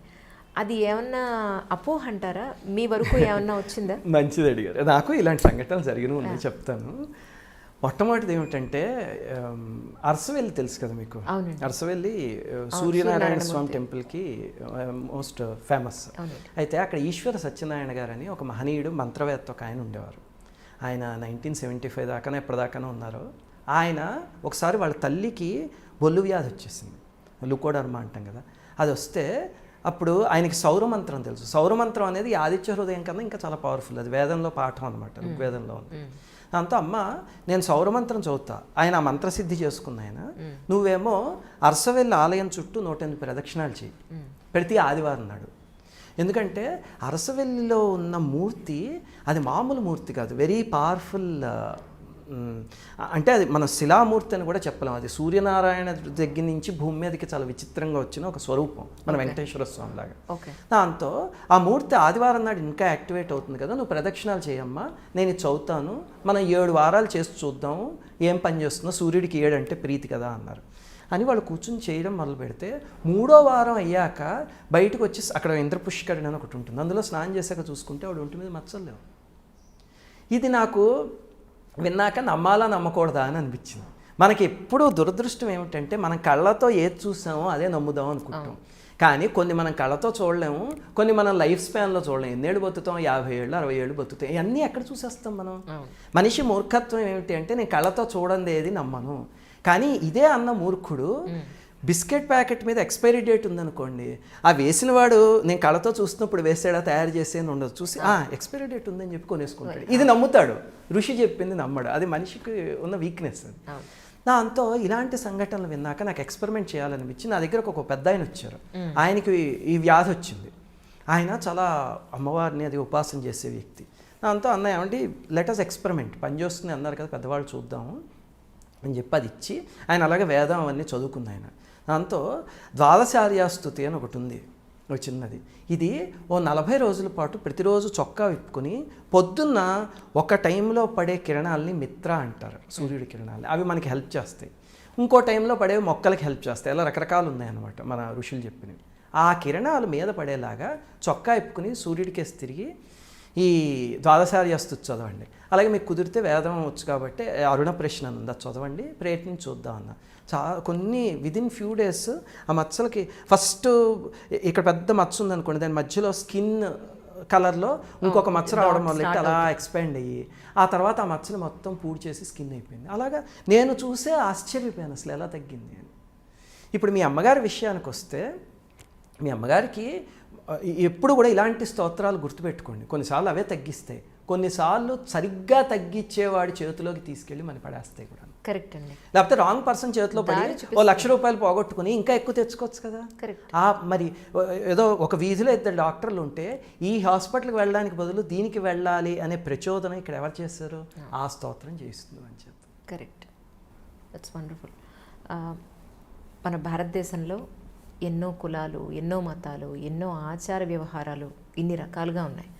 కానీ పుట్టుక అందరికీ సమానమే, చావు అందరికీ సమానమే. ఒకేలా ఉంటుంది పుట్టుక, చావు కూడా ఒకేలా ఉంటుంది. అంటే ఒకళ్ళు యాక్సిడెంట్లో పోవచ్చు, ఒకళ్ళు ఏజ్ అయిపోవచ్చు, బట్ పోవడం అనేది కామన్. కానీ ఇక్కడ సార్ సాంప్రదాయాల విషయంలో మన కొంతమందిలో కొన్ని రకాల సాంప్రదాయాలు, ఇది ఇలా చేయకపోతే అమ్మో ఏమైపోతుందో, ఇలా చేస్తేనే ఇది అనేది, అది ఒక్కొక్క కులానికి ఒక్కొక్క మతానికి డిఫరెంట్ ఆస్పెక్ట్స్ ఉన్నాయి. అది పెళ్ళి కానివ్వండి, లేదంటే బ్రాహ్మణులు ఆచార వ్యవహారాలు రకరకాలుగా. ఇప్పుడు శ్రాద్ధ పిండాలు పెట్టకపోతే మన వాళ్ళకి అక్కడికి చేరదు, ఆత్మ అనేది చేరదు అనేది. ఇదంతా వేస్ట్ అండి, మన దాంట్లో మనం చేస్తామా ఏంటి, మనం చేయకపోతే మన వాళ్ళు వెళ్ళరా అక్కడికి అని మొండిగా వాదించేవాళ్ళు ఉన్నారు. సో నిజానికి ఇది ఈ కులంలో, ఈ మతంలో, ఈ సాంప్రదాయం ప్రకారం ఇలా చేస్తేనే వెడుతుందనే ఒక నమ్మకం, ఇలా చేయకపోతే వెళ్ళదేమో అనే ఒక అపనమ్మకం. దీన్ని ఇలా ఆలోచించే వాళ్ళకి మీరు ఏం చెప్తారు? ఇప్పుడు ఒకటి గుర్తుపెట్టుకోండి, సాంప్రదాయం అనేది అసలు సనాతన ధర్మం అనేదే కొన్ని కోట్ల సంవత్సరాల నుంచి ప్రపంచం అంతా ఉన్నది. అప్పటికి మతాలు ఏమీ లేవు. తర్వాత మెల్లిమెల్లిగా ఒక గ్రూప్ ఆఫ్ పీపుల్ ఫామ్ అయ్యి ఏదో ఒకటి క్రియేట్ చేయడం మొదలుపెట్టారు. మొదలు పెడితే అది ఒక సాంప్రదాయం కింద ఫామ్ అయ్యి, దాని మతం అనుకోండి, కులం అనుకోండి, ఏదైనా ఒక సెట్ ఆఫ్ పీపుల్ నచ్చిన వాళ్ళందరూ దాన్ని ఫాలో అవడం మొదలుపెట్టారు. కొన్నిసార్లు వాటి వల్ల ఇబ్బంది వస్తే దాన్ని కరెక్ట్ చేయడానికి ఒక మహనీయుడు దిగొచ్చాడు. ఇప్పుడు ఉదాహరణకి వేదాల్లో ఏదో యజ్ఞం చేసినప్పుడు బలి ఇవ్వాలి అన్నదాన్ని ఎవడో పట్టుకున్నాడు. అసలు ఆ బలి దాని వెనకాలంతా ఒక మీనింగ్ ఉందిలేండి. పట్టుకుని అన్యాయంగా కోరికల కోసమని జంతువులను చంపేయడం మొదలుపెట్టారు. అప్పుడు బుద్ధుడు అనే వెలుగులో భగవంతుడు దిగొచ్చాడు కిందకి, వచ్చి నోరు మూసుకోండి, ఇవన్నీ ఆపండి, this is not the right way అని చెప్పి ఆయన ఒక పాత చూపించాడు. చూపించి దాన్ని కరెక్ట్ చేసేసిన తర్వాత ఆయన వెళ్ళిపోయాడు. బుద్ధుడు వెళ్ళిపోయాక దాన్ని అనుసరించిన వాళ్ళందరూ దానికి బౌద్ధం అని పేరు పెట్టుకున్నారు. బుద్ధుడు ఎప్పుడో ఒక మతం పెట్టలే, క్రీస్తు ఎప్పుడు పెట్టలే, రాముడు, కృష్ణుడు, శంకరుడు వీళ్ళెవరు మతాలు పెట్టలే. వాళ్ళు ఒక పాత చూపిస్తే ఆ పాతలో వాళ్ళందరూ దానికి ఒక పేరు పెట్టుకున్నారు అంతే.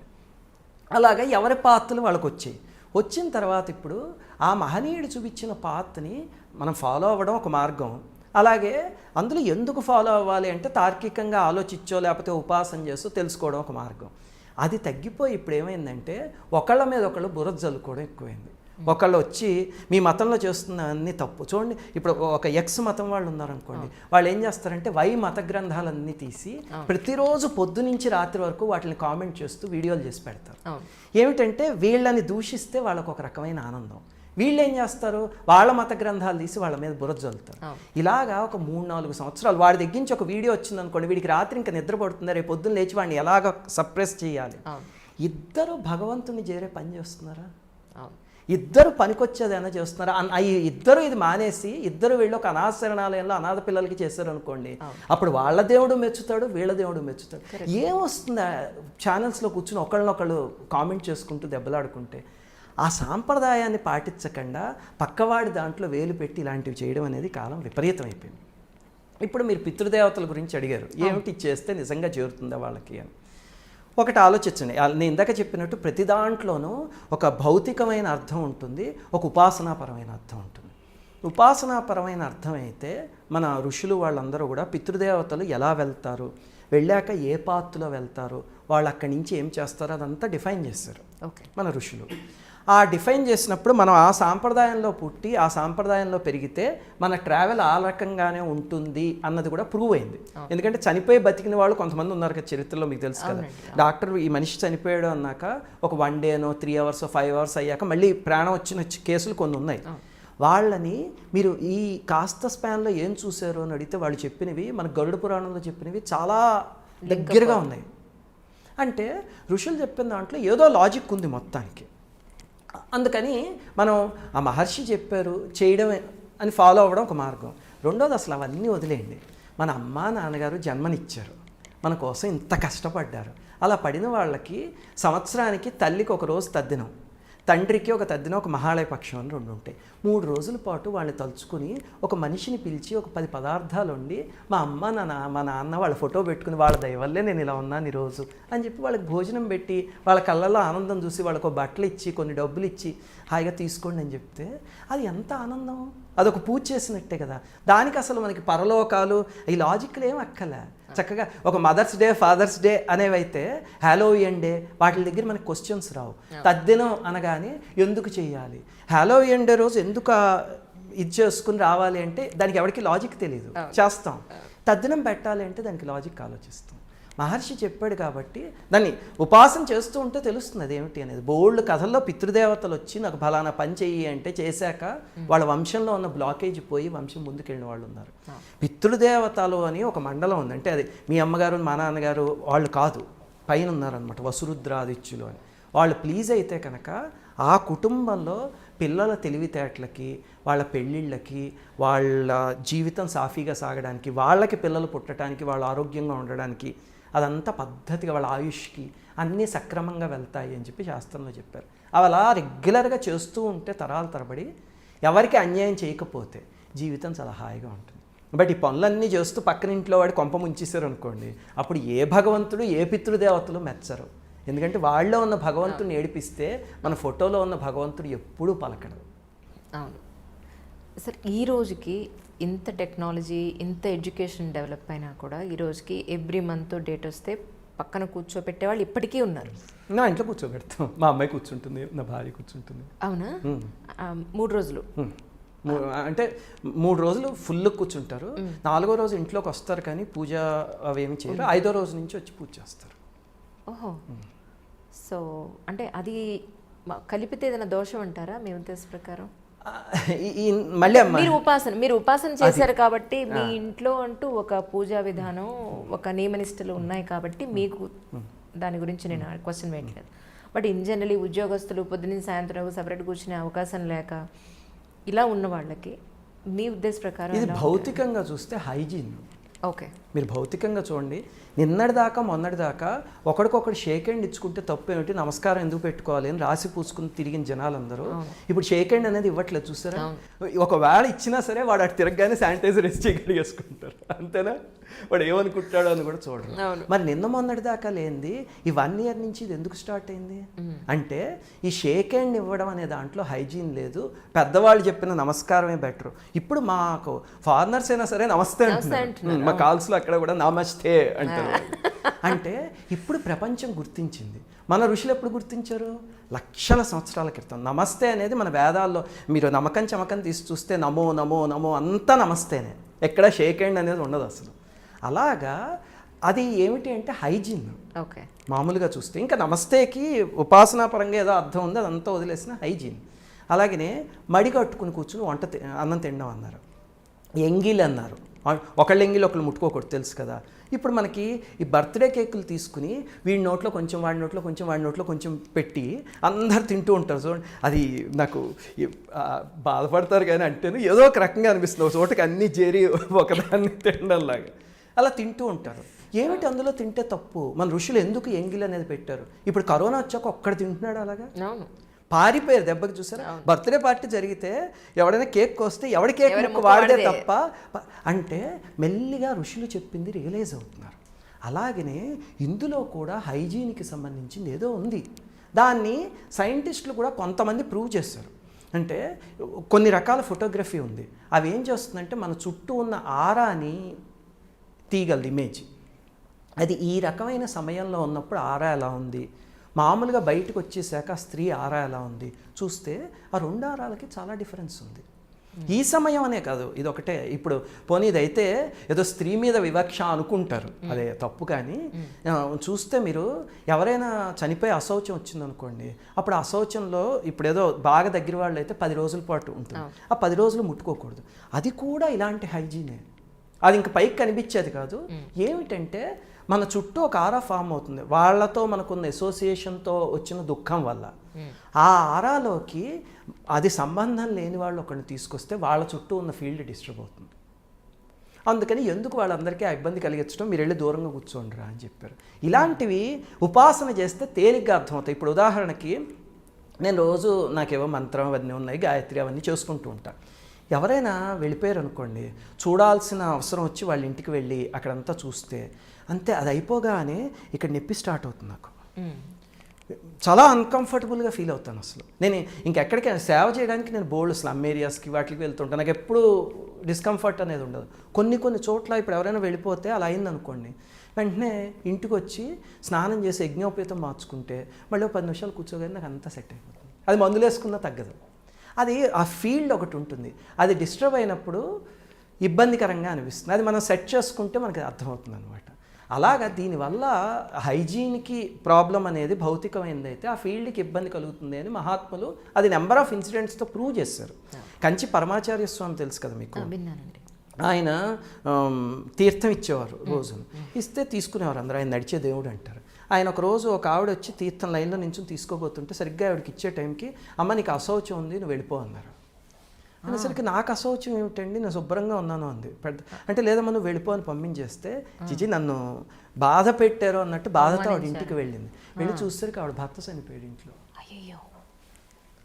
అప్పుడే 10 నిమిషాలకి. ఎలా తెలిసింది దీనికి అంటే ఆవిడ చుట్టూ ఉన్న ఫీల్డ్ ఏమిటో అది స్కాన్ చేయగలిగే శక్తి ఉన్న మహనీయుడు ఆయన. అందుకని ఆయన చూసి చెప్పారు, మనలాంటి వాళ్ళని స్కాన్ చేయలేం, అప్పుడు ఫాలో అవ్వడం మంచిది. కరెక్ట్. అది అది అయిపోయాక మళ్ళీ స్త్రీ అన్నీ చక్కగా చేసుకోవచ్చు, పూజలు అన్నీ. ఆ కాస్త సమయం మాత్రం ఉంటే. అలాగే మీరు ఇంకొకటి చూస్తే పాపం నెలంతా ఎంత కష్టపడుతుందండి ఆడది. హౌస్ వైఫే, మనం కొన్నిసార్లు హౌస్ వైఫే కదా అంటూ ఉంటారు. హౌస్ వైఫ్ జీవితమే అసలు ఎంత కష్టమో. ఇల్లు చూసుకోవడం, పిల్లల్ని చూసుకోవడం. మగాడిని ఒక్కరోజు చేయమనండి ఆ పని, డబ్బాలు కట్టించావని నేను అయిపోతాడు.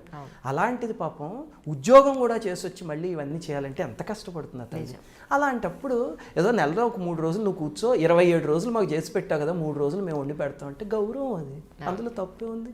ఆ 3 రోజులు కూర్చుంటుంది, మగాడు చేస్తాడు చూడండి.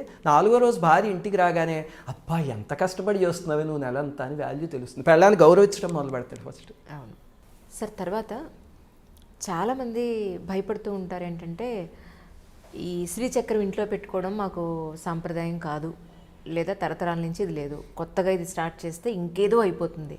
నేను నవరాత్రులు మొదలుపెట్టినప్పుడు కూడా మా పెద్దమ్మ వాళ్ళు, అమ్మ వాళ్ళు, మా అత్తగారు వాళ్ళు, ఇప్పటివరకు నువ్వు చేయలేదు కదా, ఏమిటి నీ పిచ్చ ఏమిటి, కొత్తగా మొదలు పెడుతున్నావు ఇది, ఈ పూజ చేయడం వల్లే 10 ఏళ్ల పాటు నువ్వు ఏదో తప్పు చేసేసావు, అందుకే ఇంత పెద్ద శిక్ష పడింది నీకు అని అన్నవాళ్లే చాలామంది నన్ను. ఆ తర్వాత అసలు శ్రీచక్రం ఇంట్లో ఉంటే అమ్మో నియమనిష్టలతో ఉండాలి, లేకపోతే అసలు స్నానం చేయకుండా లోపలికి వెళ్ళకూడదు, లేదా ఏదైనా సరే అసలు నువ్వు ఇలా బాత్రూమ్కి వెళ్తే స్నానం చేయాలి, స్నానం చేయకుండా అసలు నువ్వు ఏది ముట్టుకోవడానికి వీల్లేదు అనే ఒక భయం అనాలా, దాన్ని ఏమంటారో మరి నాకు వర్డింగ్ కూడా రావట్లేదు. ఇలా ఆలోచించే వాళ్ళకి మీరేం చెప్తారు? ఇప్పుడు ఇందులో 2 యాంగిల్స్ కరెక్టేనండి. అంటే మనం పూజలో దేనికి సంబంధించి ఎప్పుడు భయం అనే దానికి వెళ్ళకూడదు. అంటే నాకు మొన్న మెయిల్స్ చేస్తూ ఉంటారు అండి, నేను లలితా సహస్రనామం చేస్తుంటే మధ్యలో ఆగిపోయింది, అమ్మవారు ఇప్పుడు నన్ను ఏమైనా శిక్షిస్తారా, నేను పొరపాటుని ఇన్నాళ్ళు 1 ఒత్తి వేశాను, 3 ఒత్తులు వేయాల్సింది. ఒత్తుల మీద వేల ఈమెయిల్స్. మీరు నమ్మరు అసలు. నేను ఛానల్ మొదలు పెట్టాక చాలా ఓపిక్గా అందరికీ సమాధానం చెప్పేవాడిని. దానికి ఆదివారం పొద్దున పెట్టుకునేవాడిని. అప్పట్లో నాకు ఏదో 500 మెయిల్స్ 1000 మెయిల్స్ అలా వచ్చేవి. ఆదివారం కూర్చొని ఆన్సర్ చేసేవాడిని. ఇంకా చివరికి పోను వీటి మీద మెయిల్స్ ఎక్కువైపోయి ఇప్పుడు వారానికి 15,000 20,000 మెయిల్స్ వస్తాయి. దాంతో అందులో చూస్తే మీరు 95% ఆఫ్ మెయిల్స్ అనవసరమైనవి. దాంతో నాకు ఇంకా చెయ్యలేక ఐ స్టాప్డ్ ఆన్సరింగ్ ఎవ్రీథింగ్. నేను ఒక సర్వీస్ లాగా పెట్టుకున్న దాన్ని జనాలే పోగొట్టుకున్నారు. ఇప్పుడు నేను ఎవరికి మెయిల్ ఆన్సర్ చేయడం మానేసా అసలు. ఎందుకంటే ఎప్పుడు ఇవే క్వశ్చన్లు 95%. లేకపోతే ఒక వీడియో ఉందనుకోండి, ఆ వీడియోలో చివరి నేను ఈ స్తోత్రం వీడియో కింద డిస్క్రిప్షన్లో లింక్ ఇస్తాను అని చెప్తే ఆ వీడియో సగం చూసి సార్ ఈ స్తోత్రం పంపిస్తారా అని మెయిల్స్. అలాంటివి కొన్ని వేలు మిస్యూజ్ చేసుకోవడం మొదలుపెట్టి, అలాగే ఇదిగో ఇవి భగవంతుడు అంటే భయం భక్తి కన్నా ఎక్కడేదో ఉంది అది వచ్చి మనం పీక్కు తినేస్తుంది అన్నట్టు. అంతా ఇంకా విసుగెత్తి నేను ఆన్సర్ చేయడం మానేస్తాను, అది వేరే విషయం. సరే, ఇంతకీ ఇక్కడికి వస్తే కనుక ఇప్పుడు ఫస్ట్ మీరు అడిగిన ఒకటేమిటి అంటే శ్రీచక్రార్చన మన సాంప్రదాయంలో లేదు, మన ఇంట్లోనూ మనం చెయ్యొచ్చా అని. అది మీకు ఒక ఎగ్జాంపుల్ చెప్తా. మీ తరతరాలుగా మీ అమ్మగారు మీ అమ్మమ్మ గారు లేకపోతే మీ నాయనమ్మ గారు వీళ్ళందరూ ఒక పాకలో లాంతర్ పెట్టుకుని ఉంటున్నారు. కొత్తగా ఎలక్ట్రిసిటీ వచ్చింది, మీరు ఇంటికి కనెక్షన్ తీసుకుందాం అనుకున్నారు. ఇప్పటిదాకా ఎలక్ట్రిసిటీ అనేది మీ సాంప్రదాయంలో లేదు. తెచ్చుకోవచ్చా తెచ్చుకోకూడదా? తెచ్చుకోవాలి, అది ఇంటికి మంచిదే ఖచ్చితంగా, అంతే కదా. అందుకని ఇలాంటి పూజలు ఏవైనా మా సాంప్రదాయంలో లేవు అనడం ఎస్కేపిజం. అక్కడ ఒక శక్తి వచ్చినప్పుడు దాన్ని తెచ్చుకోవచ్చు. At the same time electricity మీ ఇంటికి వచ్చింది, వస్తే ఆ లాంతర్లాగా ఉంటే కుదరదు. దీనికి కొన్ని రూల్స్ అండ్ రెగ్యులేషన్స్ పాటించాలి, అంతే కదా. ఇప్పుడు ఏదో లాంతర్ ఉందని మీరు తడిచేత్తో పుచ్చుకున్నా ఏమవ్వదు. దీన్ని అయితే జాగ్రత్తగా ఉండాలి. అలాగే ప్లగ్లో వేలు పెట్టకూడదు, చిన్నపిల్లలు పెట్టకుండా చూసుకోవాలి. అవన్నీ ఏమిటి అంటే అది భయం కాదు, అది సెట్ ఆఫ్ రూల్స్ అనమాట. ప్రోటోకాల్ ఫాలో అవ్వాలి దీన్ని వాడాలంటే. కానీ దీన్ని ఎవరైనా వాడుకోవచ్చు. ఎలక్ట్రిసిటీ వస్తే మనందరికీ వెలిగిస్తుంది, కానీ దాంతోపాటు ఒక సెట్ ఆఫ్ రూల్స్ ఉన్నాయి. అలాగే శ్రీచక్రం ఎవరైనా అర్చించవచ్చు, అమ్మవారికి అందరూ పిల్లలే. కానీ శ్రీచక్రాన్ని పెట్టుకున్నామంటే ఇంట్లో అది కాస్మిక్ ఎనర్జీకి ఒక జామెట్రికల్ రిప్రజెంటేషన్. అది కొంత ఎనర్జీని లాగుతూ ఉంటుంది, అది మనకి ఇస్తూ ఉంటుంది. అప్పుడు దాని దగ్గర శాంక్టిటీ మెయింటైన్ చేయాలి. చేసి రోజు చక్కగా పూజ చేస్తున్నారు. అలాగే ఇబ్బంది వచ్చినప్పుడు ఇంట్లో దూరంగా ఉండి మళ్ళీ అదంతా తీరిపోయిన తర్వాత వచ్చి పూజ చేస్తారు. అలా శాంక్టిటీ మెయింటైన్ చేస్తుంటే అది మనకి కాపాడుతూ ఉంటుంది. అలా కాకుండా దాన్ని డిస్టర్బ్ చేసామంటే మాత్రం అది పొరపాటు. Same electricity example. నేను వెళ్ళి ప్లగ్లో వేలు పెట్టి అయ్యో నాకు ఎలక్ట్రిసిటీ ఇంటికి వచ్చాక అశుభం జరిగింది అంటే దాని తప్పు కాదు, మన తప్పు. మీకు ఒక ఉదాహరణ చెప్తా చూడండి. హైదరాబాద్లో జరిగింది అనుకుంటే ఈ సంఘటన. లేకపోతే మన ఈ గోదావరి జిల్లాలో నాకు గుర్తులేదు, ఒక శ్రీ విద్యోపాసకులు ఒక ఆయన ఉండేవారు. ఆయన శ్రీచక్రం పెట్టి అమ్మవారిని ఆరాధించేవారు. ఆయన వెళ్ళిపోయారు, అమ్మవారిలో కలిసిపోయారు. పిల్లలు అమెరికా నుంచి అక్కడి నుంచి వచ్చారు, వచ్చి ఆయనకి ఈ కార్యక్రమం అంతా చేస్తారు. 10 రోజులు అయి ధర్మోదకాలు అయిపోయాక ఆయన భార్యకి ఒళ్ళంతా మంటలు మొదలయ్యాయి. మంటలు ఒరే నాకు ఒళ్ళు మండిపోతుంది. ఐస్ గడ్డలు పెట్టారు, నీళ్లు పోసారు, ఏం తగ్గలే. డాక్టర్ల దగ్గరికి తీసుకెళ్తే డెర్మటాలజిస్టులు వీళ్ళు చూసి క్రీమ్ రాయమన్నారు. ఈ సబ్బులు ఏం చేసినా మంటలు తగ్గలే. అప్పుడు వాళ్ళ భర్తకి కాంటెంపరీ ఒక ఆయన ఉపాసనాపురంలో ఒక ఆయన ఉన్నారు, ఆయన దగ్గరికి వెళ్ళేసరికి ఆయన ఒక్క నిమిషం కళ్ళు మూసుకు చూసి, అమ్మ మీ ఆయన పూజించే శ్రీచక్రం ఉండాలి కదా, ఎక్కడుంది అది అన్నారు. అంటే మా ఇంట్లో పూజా మందిరంలో ఉంటుందండి, ఈ మధ్య మేము 10 రోజుల నుంచి పూజ చేయాలి. అది వెతికి ఫస్ట్ నా దగ్గరికి పట్టరండి, అప్పుడు తగ్గుతుంది. ఇంటికి వెళ్ళి చూస్తే పూజా మందిరంలో లేదు. లేకపోతే ఇల్లంతా వెతకడం మొదలు పెడితే, అంటే బంధువులు అందరూ వచ్చేసారు, ఆయన వెళ్ళిపోయారు కాబట్టి మనవరాళ్ళు ఎవరో తెలియకుండా తీసుకెళ్ళి కారం డబ్బాలో పడేసారు. అయ్యో చూడండి, కారం డబ్బాలో పడేసింది నేను ఇక్కడ ఉన్నాను అనడానికి ఇంకొక రకంగా వాళ్ళకి సిగ్నల్ ఇచ్చింది. అలాగా దాన్ని ఆయన అన్నాళ్ళు ఉపాసన చేశారు కాబట్టి దానికి ఆ పలికే శక్తి వచ్చింది. వీళ్ళు అది అర్థం చేసుకోలేకపోయారు, ఇంకో ఉపాసన పడి 5 నిమిషాల్లో పట్టుకున్నారు. అదంతే. అందుకని దాన్ని ఎలా వాడుకోవాలో అలా వాడుకుంటే తప్పకుండా మంచి చేస్తుంది. మీరు చెప్పినట్టు వత్తులు దీపాల మీద చాలా డౌట్స్ ఉన్నాయి, మీరు కూడా చాలాసార్లు క్లారిఫై చేశారు. బట్ సింపుల్గానే చెప్పండి. ఒక ఒత్తి వేస్తే 2 ఒత్తులు 4 వేయాలి, దేవుడి వైపే తిప్పాలి, ఇటువైపే పెట్టాలి, మన వైపు తిరిగి ఉండాలి, రకరకాల అపోహలు. సో సామాన్యంగా అండి ఒక దీపం ఎందుకు పెడతారు అంటే, ఇప్పుడు మనం ఉన్నాం, మనని శివం అని పిలుస్తారంటే శివుడు. ఈ శవం ఎప్పుడవుతుంది అంటే ఆ లోపల నుంచి ఆ దీపం వెళ్ళిపోయినప్పుడు.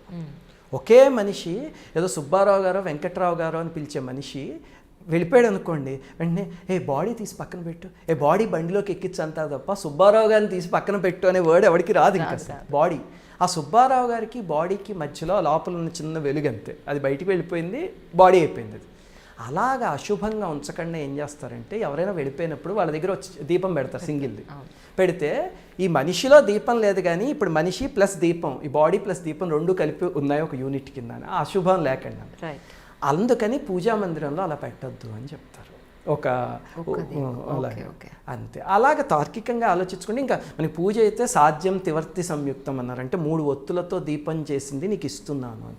అలాగే మన ఓపిక కొద్దీ ఎంతైనా చేయొచ్చు, కానీ ఇది మాత్రం చెయ్యకూడదు అని అందుకని చెప్తారు అనమాట. ఇది స్పెసిఫిక్గా దానికోసం నియమించేశారు కాబట్టి ఇంకా దానికి ఉంచు అని.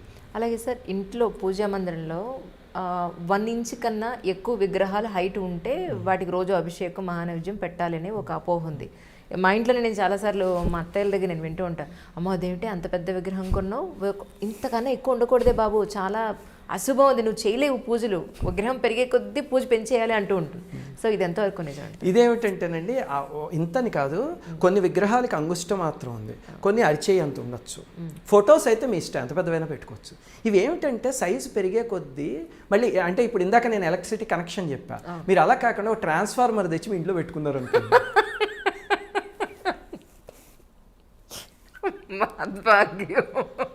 అనుకుందాం ఒకసారి. అప్పుడు ఇందాక మీరు స్విచ్ బోర్డు మెయింటైన్ చేస్తే సరిపోదు, దానికి ఇంకొంచెం ఎక్కువ చేయాలి కదా. అలాగనే విగ్రహాలకి అందులో కొన్ని మెటల్స్కి కొన్ని నియమాలు ఉన్నాయి, వాటిని పాటిస్తూ ఉంటే అది ఇంకా బాగా రెస్పాండ్ అవుతుంది. మనం అవన్నీ చేయలేనప్పుడు భగవంతుని పెట్టుకోదలుచుకుంటే ఫోటో పెట్టుకోవచ్చు హాయిగాను, లేకపోతే చిన్న పెట్టుకుని చేసుకోవచ్చు అని మన పెద్దవాళ్ళు చెప్పారు.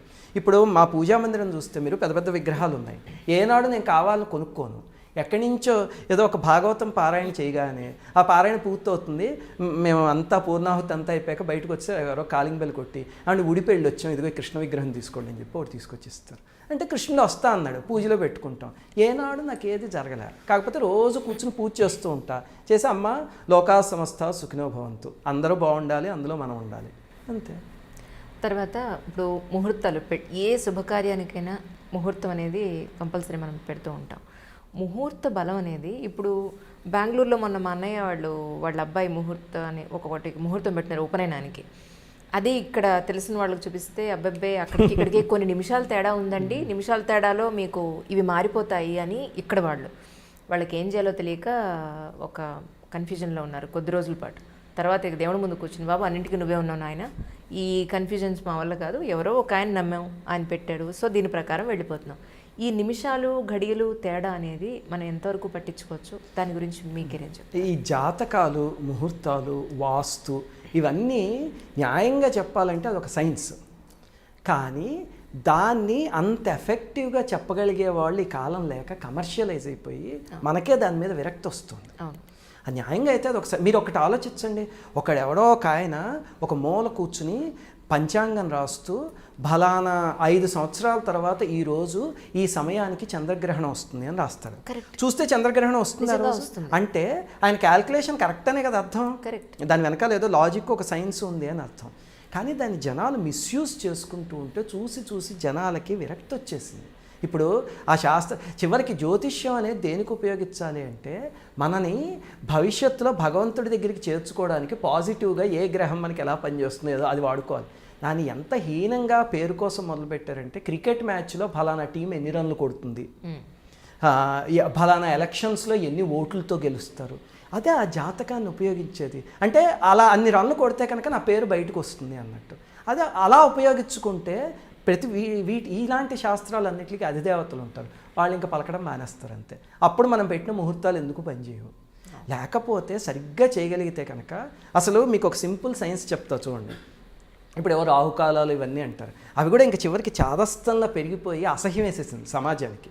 చూస్తే బయటికి వెళ్ళినప్పుడు ఎవరైనా పిల్లి ఎదురొస్తేనో ఇది ఎదురొస్తేనో ఇంకంతే ఆ రోజు పని అవ్వదని చెప్పేసి పిల్లులన్నింటినీ రాకుండా చేసేసి ఇలాంటి మూర్ఖత్వాలు. అలాగే పాపం ఒక ఆవిడ పూర్వ సువాసన ఉందనుకోండి, అంటే భర్త వెళ్ళిపోయిన ఆవిడ ఎదురొస్తే ఇంకా ఆవిడని అసలు ఏదో పెద్ద మహానేరం చేసినట్టు ఆవిడ ఏం చేస్తున్నా, ఆవిడ భర్త వెళ్ళిపోతే ఆవిడ ఏమైనా కావాలని పంపించేసిందా, అలాంటి మూర్ఖత్వంలోకి వెళ్ళిపోతే చూసి మనకి అసహ్యం వేసి వస్తుంది ఇలాంటివన్నీ. కానీ మీరు చూడాలంటే ఒక చిన్న ఎగ్జాంపుల్ చెప్తాను మీకు. కొన్ని రోజులు చూడండి, మీరు ఇప్పుడు ఏదో శనివారం పొద్దున్న 9ంటికి బయలుదేరారు, ఒక 10 పనులు లిస్ట్ రాసుకుని వెళ్తారు. నేను ఎప్పుడు వెళ్ళినా అలాగే వెళ్తే ఆ రోజు టక్క టక్క టక్క టక్క ఎక్కడికి వెళ్ళినా అయిపోతాయి. ఇంకొక రోజు ఎప్పుడైనా బయలుదేరండి, ఇక్కడికి వెళ్తే ఈ రోజు ఏదో బ్యాంక్ హాలిడే, అక్కడికి వెళ్తే ఆయన ఇంట్లో ఉండడు, అలా ఏ పనులు అవ్వవు. ఆ రోజు అవ్వడానికి ఈ రోజు అవ్వకపోవడానికి తేడా ఏమిటి అంటే ఏదో బయలుదేరిన దాని వెనకాల లాజిక్ ఉంది కదా. దీనికి వెనకాల ముహూర్తాలు ఇవన్నీ వదిలేయండి, ఏదో లాజిక్ ఉంది కదా. ఆ లాజిక్ని మెథడ్ టు మ్యాడ్నెస్ అంటారు మనకి కంప్యూటర్లో. అలాగ దానికి ఒక మెథడాలజీ ఇచ్చి మన ఋషులు దానికి ఏదో ముహూర్తాలని ఏవో పెట్టారు. దాన్ని కమర్షియలైజ్ చేసేయడం వల్ల జనాలకు అదొక పెద్ద బర్డెన్ అయిపోయింది తల మీద. నిజంగా సత్తా ఉన్నవాళ్ళు పెడితే మీకు ఇంకొక ఉదాహరణ చెప్తా. మా అమ్మగారికి మా నాన్నగారికి వివాహం జరుగుతున్నప్పుడు ముహూర్తం మాస్టర్ కే గారు పెట్టారు. మా తాతగారు అంటే అమ్మగారు నాన్నగారు వెళ్ళి ముహూర్తం రాయించుకుంటే మాస్టర్ గారు ఇదిగో ఈ ముహూర్తానికి పెళ్ళి అయిపోతుంది అని చెప్పేసి ఇచ్చేసారట. ఇచ్చేసరికి ఇంటికి వచ్చాక చూపిస్తే మా అమ్మమ్మ గారు చూసి ఇదేమిటి, ఇది మన అమ్మాయికి ప్రతి నెల డేట్ ఇది ఎలా అవుతుంది అని. అయ్యో, మా అమ్మగారికి ఇంకా అసలు కరెక్ట్గా డేట్ అంటే డేట్, దాంతో ఎలా అవుతుంది అంటే మా తాతగారు అయ్యో నేను చూసుకోలేదు, ముందు వెళ్తే చెప్పాలని మీకు తెలియదు అని చెప్పి మొదలుపెట్టి మళ్ళీ ఈకే గారి దగ్గరికి వెళ్ళారు. వెళ్తే ఆయన ఈకే గారు చూసి అది ఏమీ లేదు, ముహూర్తం పెట్టేవాడు చవట అయితే కనుక ఇలాంటి అడ్లు వస్తాయి, ముహూర్త బలం ఉంటే ఏ అడ్డు రాదు చూసుకోండి అన్నారు. ఎప్పుడు మా అమ్మగారికి ఎప్పుడు లేని ఆ ఒక్కసారి మాత్రం 12 రోజులు ఎంతో ముందు వచ్చి క్లియర్ ఆఫ్ అయిపోయి పెళ్ళికి అంతా క్లియర్ అయింది. ఎలా వచ్చింది అంటే ఈకే గారు ఒక్కళ్ళ దగ్గర నీకు జాతకాలు చెప్తా నాకు 10,000 ఇవ్వు, నీకు ముహూర్తాలు చెప్తా నాకు 5,000 ఇవ్వు అన్న మనిషి కాదు. ఎదురుగుండా వాడికి అవసరమైతే వాడిలో అంతర్యామిని చూసి వాళ్ళకి సేవ చేసిన ఆయన. అలాంటి మహనీయుడికి పలుకుతుంది. దీన్ని కమర్షియలైజ్ చేసేసిన వాళ్ళు అయితే ఇదిగో వీళ్ళు పెట్టిన ముహూర్తం ఒకటి వాళ్ళు పెట్టిన ముహూర్తాలు ఒకటి అలాగే ఉంటాయి అంతే. నిజం నిజం సార్. ఈ మధ్య ఆటిజం కానివ్వండి, ఏడిహెచ్డి ప్రాబ్లం కానివ్వండి, మెంటలీ ఇష్యూస్ తోటి పిల్లలు పుడుతూ ఉన్నారు. కొంతమంది అంటారు ఏంటంటే వాళ్ళ తల్లిదండ్రులు చేసిన పాపం వీళ్ళు అనుభవిస్తున్నారని, ఒకళ్ళు లేదు వాళ్ళ ఫస్ట్ నైట్ ముహూర్తం సరిగా లేదండి అందువల్ల ఇలా పుట్టారు అని చెప్పని. సో ఇంతకుముందు కూడా ఉండేవాళ్ళు, ఇప్పుడు పర్సంటేజ్ పెరుగుతుంది. ఆటిజం కానీ కొంచెం మెంటలీ ఇష్యూస్ కానీ పుట్టే పిల్లల్లో పెరుగుతుంది. దీనికి మీరు అనుకున్న విధానం ఏమై ఉంటుందండి? అమ్మా ఇవి రెండు మీరు అడిగిన 2 డిఫరెంట్ క్వశ్చన్స్. ఒక్కొక్కటి చెప్తా. మొట్టమొదట పిల్లలు పుట్టిన వాళ్ళు కొంతమంది చూస్తే మీరు చాలా అవకరంతో ఒక 5-6 ఏళ్ళు 10 ఏళ్ళు వచ్చినా సరే మంచం మించి వెన్నెముక కదలదు, అలాగనే వాళ్ళు ఎటు చూస్తారో వాళ్ళకి తెలియదు, మాట్లాడలేరు, అలాంటివి చేస్తూ ఉంటారు. అలాంటిది ఎక్కడైనా మీరు చూసారు అంటే సామాన్యంగా ఏమిటంటే పూర్వజన్మలో బలీయమైన కర్మని చేసి తప్పించుకుంటే కనుక వచ్చి అలాంటి తల్లిదండ్రుల ఇంట్లో అలాంటి కర్మ చేసిన వాడు వచ్చి పడతాడు. అంటే ఇప్పుడు ఒకడున్నాడు పూర్వజన్మలో చాలా అమానుషంగా, ఈ జన్మలో ఫర్ ఎగ్జాంపుల్ అమానుషంగా హత్య చేస్తాడు ఎవరినో, లేకపోతే మొహం మీద యాసిడ్ పోస్తాడు అనుకుందాం ఫర్ ఎగ్జాంపుల్. పోసేసి వాడు ఏ సాక్ష్యాలు లేకుండా తప్పించేసుకున్నాడు. కోర్టుకి సాక్ష్యం కావాలంతే కదా, తప్పించేసుకున్నాడు అనుకుందాం. మరి ఒక మనిషి వాడి వల్ల అంత బాధపడ్డాడే దాన్ని ఎలా అనుభవిస్తాడు? ఈ కోర్టు ఏం చేయలేకపోయింది, కానీ ఆ పై కోర్టు చూసుకుంటుంది అది. అప్పుడు ఏం చేస్తాడంటే వచ్చే జన్మలో వాడిని అలా తీసుకొచ్చి అలాంటి తప్పే చేసిన తల్లిదండ్రులు ఉంటారు చూడండి, వాళ్ళ ఇంట్లో తీసుకొచ్చి ఆ కాంబినేషన్ని సృష్టిస్తాడు. అప్పుడు వీళ్ళందరూ కలిసి ఆ కర్మను అనుభవించగలిగితే అదృష్టం. ఆ కర్మ తీరిపోతుంది, కొన్ని రోజులకో కొన్ని సంవత్సరాలకో కొన్ని జన్మలకో అంత క్లియర్ ఆఫ్ అయిపోతుంది. రెండోది, మీరు ఆర్టిజం గురించి చెప్పారు కదా, అక్కడ దురదృష్టం ఏమొస్తుందంటే మనం మన సనాతన ధర్మానికిను సాంస్క్రిట్కి దూరం అయిపోతున్నాం. సంస్కృతంలో కానీ తెలుగులో కానీ మన భారతీయ భాషల్లో చూస్తే అక్షరాలన్నిటిలో ఒక సైన్స్ ఉంది. ఆ అక్షరాలు మీరు ప్రతిరోజు ఆ నుంచి క్ష వరకు అక్షరాలన్నిటిని కూర్చుని ఆ ఈ ఉ అని చదువుతూ ఉండండి. మన శరీరంలో నోటి దగ్గర కొన్ని ప్లేసెస్ ఉన్నాయి అక్కడ స్ట్రెస్ అవుతాయి. అవును, అయితే అది ఎక్సర్సైజ్, ఒక ఫీల్. అది మీకు ఇంగ్లీష్ అక్షరాల్లో దొరకదు. అవును, తెలుగులో అసలు వీటిలన్నిటికీ దంత్యాలు, ఓష్ట్యాలు, తాళవ్యాలు అని పేర్లు ఉన్నాయి. అంటే కొన్ని అక్షరాలు పలికితే అక్కడే తగులుతుంది ఆ ఐదిట్లకి, కొన్నిట్లకి ఇంకో చోట తగులుతుంది. అలాగా ఏర్పాటు చేశారు. వాటిని సక్రమంగా చదివించటం, మనం చదవటం మొదలు పెడితే అసలు ఈ రకమైనవి రావు. కాకపోతే ఈ కాలం మీరు చూస్తే ఎక్కడ ఒక శ్లోకమో ఒక అక్షరమాలో ఏముండదు. పుట్టగానే Johnny Johnny yes papa, eating sugar no papa అంతే. అలా కాకుండా అవి చదివితే తప్పు లేదు. మన సాంప్రదాయానికి మనం దూరం అయ్యే కొద్దీ ఆటిజంలన్నీ మనకి దగ్గర అవుతున్నాయి అంతే. ఇప్పుడు నేను ఆటిజంకి భాగవతంలో ధ్రువస్తుతి అని ఒకటి ఉంది. అది చదివి ఆటిజం నుంచి బయటకు వచ్చిన వాళ్ళు ఎంతమంది ఉన్నారో నాకు తెలుసున్న అబ్బాయి ఒక అతను ఉన్నాడు. ఎలా పనిచేస్తాయి అంటే అవి శక్తి ఉన్నవి పక్కన పెట్టండి, కానీ అలాంటివి చదువుతూ ఉంటే మొట్టమొదటి ఇలాంటి లోపాలన్నీ పోతాయి. చిన్నప్పటి నుంచే చేయించగలిగితే తల్లిదండ్రులు ఇప్పుడు పోతాయి. పూజా మందిరంలో కూర్చోబెట్టడం, గోవింద పెట్టడం. ఇప్పుడు చూడండి ఫ్లయింగ్ కిస్ ఇస్తాడు పిల్లాడు ఎవరు కనిపించిన. ఒక మహనీయుడు కనిపిస్తే ఏ చాగంటి గారో సామవేదం గారో వాళ్ళకి ఫ్లయింగ్ కిస్ ఇచ్చే పిల్లలు ఉన్నారు. అంతేగాని నమస్కారం పెట్టడం, గోవింద పెట్టడం అనేవన్నీ వెళ్ళిపోయి. అలాగే తల్లిదండ్రులు ఈ శ్లోకాలు అవి నేర్పిస్తూ ఉంటే అసలు ఆ అవసరం రాదమ్మా. ఇంకొక ప్రశ్నతో ముగించేస్తానండి. తప్పకుండా. నేను ఈ మధ్య ఒక సెట్ ఆఫ్ పీపుల్ని చూస్తున్నాను. 30 ఏళ్ళు వచ్చినా 40 ఏళ్ళు వచ్చినా పెళ్లి చేసుకొని ఒక గ్రూప్, అమ్మాయిలు ఇవ్వనివ్వండి అబ్బాయిలు ఇవ్వనివ్వండి, వీళ్ళకి ఇంకా సిగరెట్టు, తాగుడు, హుక్క, అన్ని అలవాట్లు అన్ని అవలక్షణాలు వచ్చేస్తుంటాయి. వాళ్ళే దానికి ఎడిక్ట్ అయ్యి ఉండకపోవచ్చు, బట్ అన్నీ వచ్చేస్తాయి వాళ్ళ లైఫ్లోకి.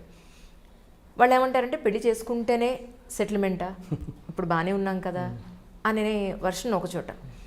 ఇంకొక చోట బాగా చిన్నప్పుడే పెళ్ళైపోయి ఈ అమ్మాయికి ఏమీ తెలియక అతనితో అడ్జస్ట్ అవ్వలేక డివోర్స్ తీసేసుకుని పిల్లలతోటి విడిగా ఉంటున్న ఒక సెట్ ఆఫ్ పీపుల్.